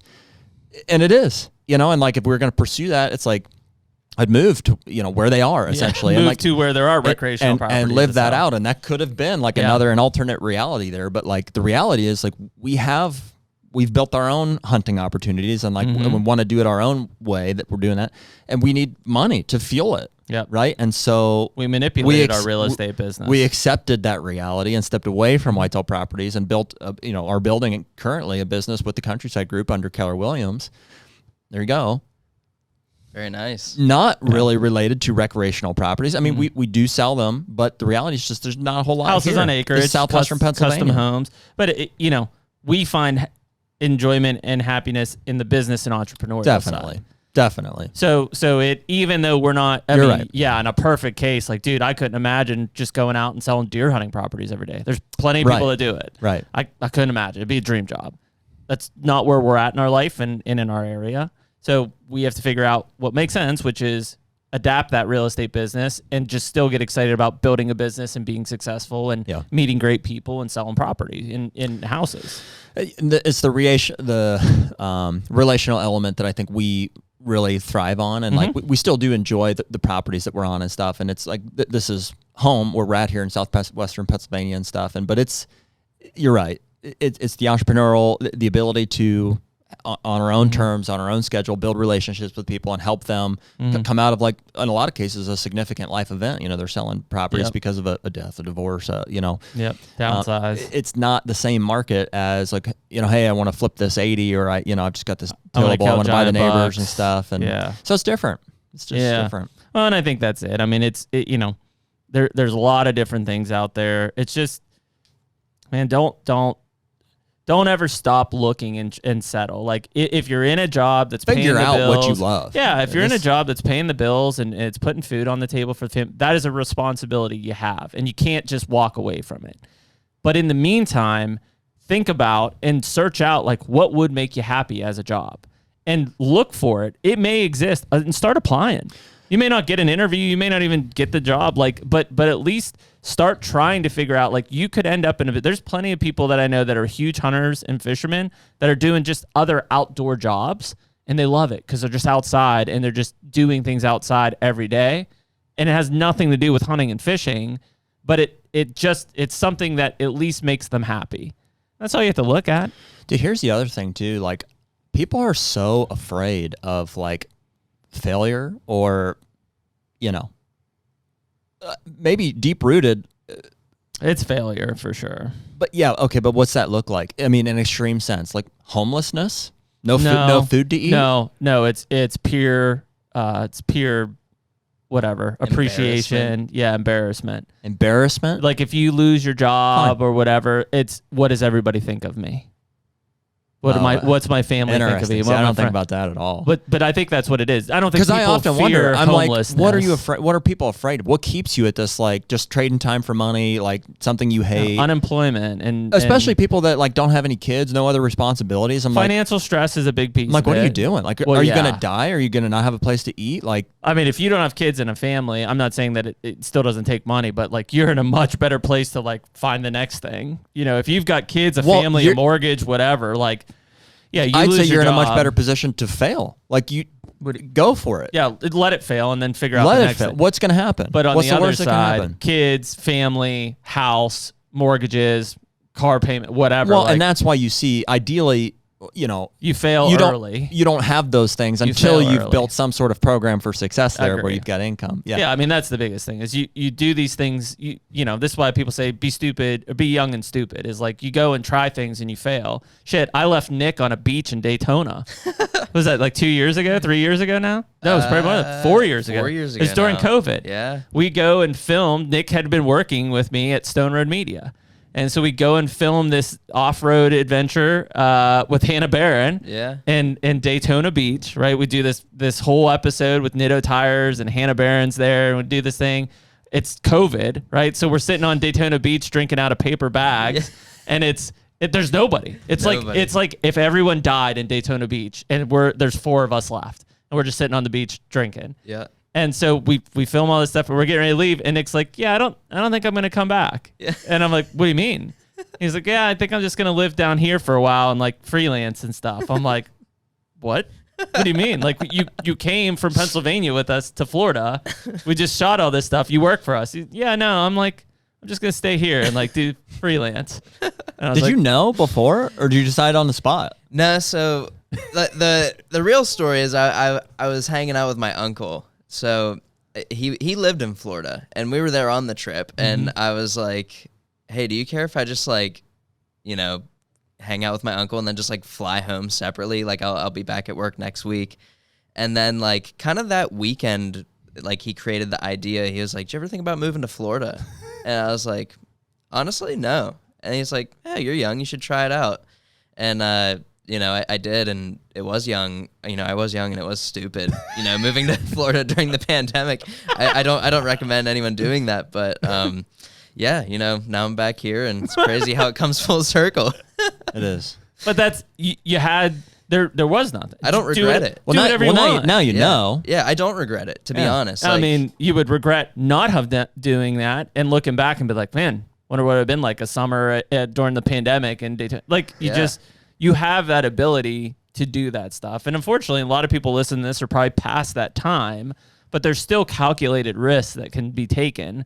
And if you fail in those calculated risks, you don't move. We talked about this all the time.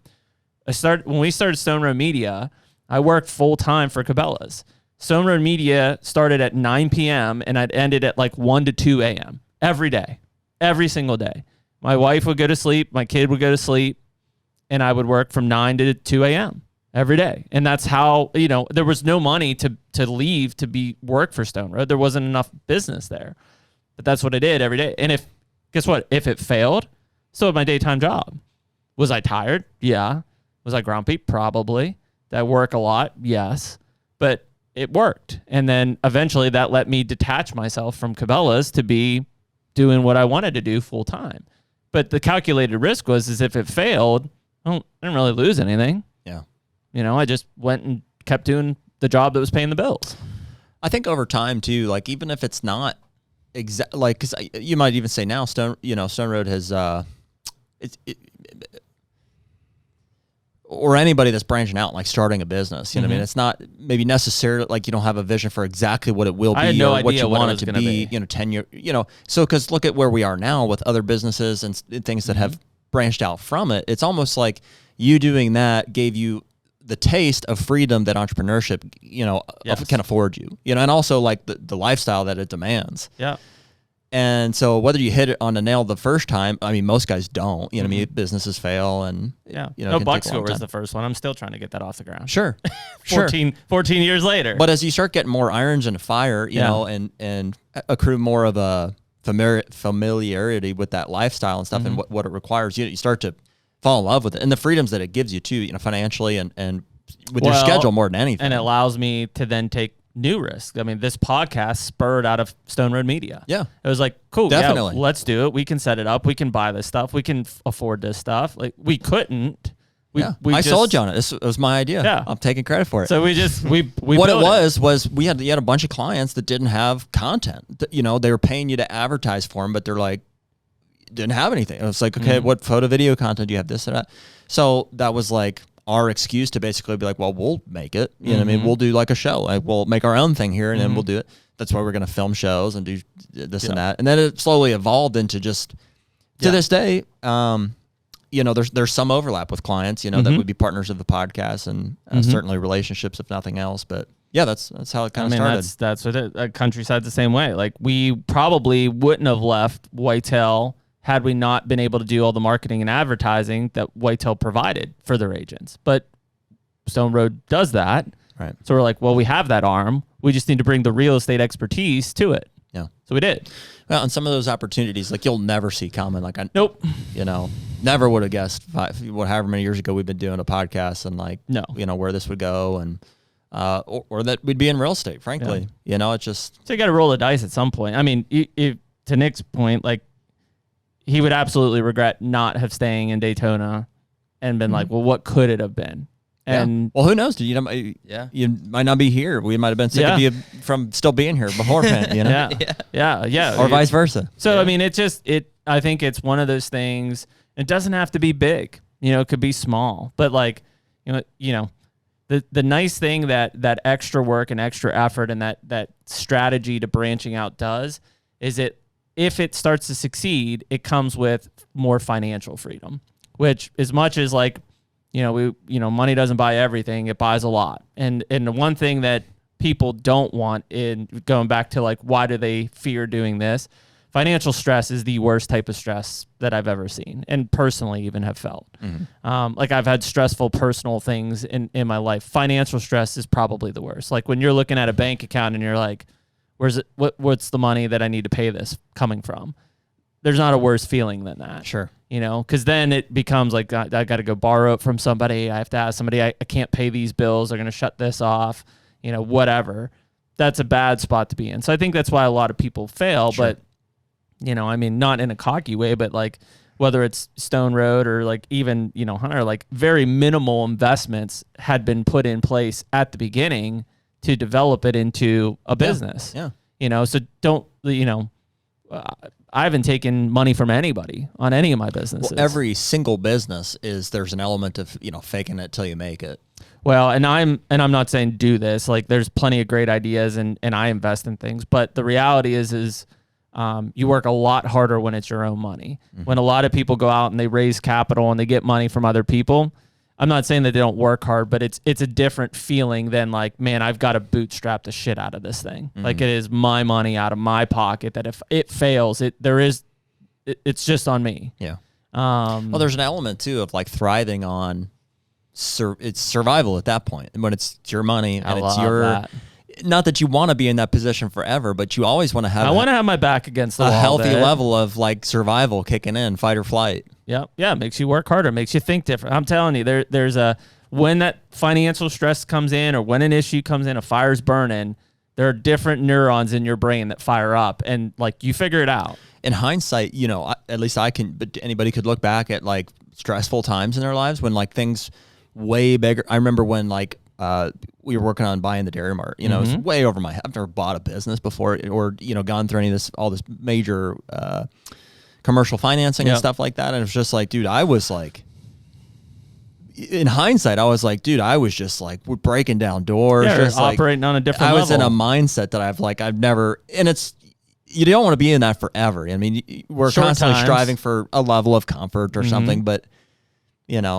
But those uncomfortable situations is what allows you to get freedom and grow. I do think, to kind of tie some of this back together, I do think that there's an aspect of like the physical aspect of that, of like the fight or flight, like the fighting for survival.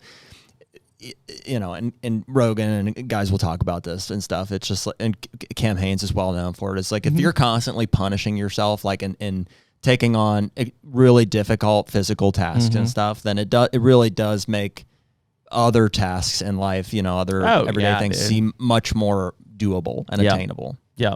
It's that confidence I was talking about. It's like, I can do anything. You feel that way, at least, because you're like, I've already beat all these challenges today of doing these things physically and stuff. So yeah, and you've got to be aggressive to go after something. If you go after it half-assed, it's probably not going to work off the ground. Yeah. And the last thing that I'll leave people with here is momentum. I think that's it. It always starts with a grind, like a slow, like it feels like you're not moving at all. Yes. Regardless speaking about the podcast right now. Regardless of what it is. Well, and you almost have to be okay with that. You know what I mean? Yeah. It's like, well, you definitely have to be okay with it. Just but don't have unrealistic expectations in it. Well, right. Don't expect things to happen overnight. You know, I mean, whether it's physical fitness or starting a business or starting a podcast or whatever it is, it's like you want to be set up, you know, like you said, having a day job. You want to have your bases covered. You got a foundation. You got to have a foundation. And then from there, we had no expectation with this podcast, none whatsoever. You know, let's just do it because we love doing it. That was the expectation. Could we challenge ourselves to just do one a week? Could we do it? Yeah. And then somehow almost 4 years now, we're into our fourth year, have passed now. And it's like, you kind of look back and you're like, it's kind of become something. And businesses and physical fitness and all these other things are a lot like that, I think. I would agree. So momentum will build, you know, and you build on the momentum, and then new opportunities come along with it, and you ride it. You ride the wave of momentum. Yep, and just be ready to pivot because things will change at any point. Anyways, we appreciate you hanging with us in 179, Nick. And just going through and it's the off-season grind, and before we know it, it's going to be May and planting beans, and we're already seeing velvet growing, so that's a good sign. But we appreciate everybody listening. We'll see you all next week. Later. Take me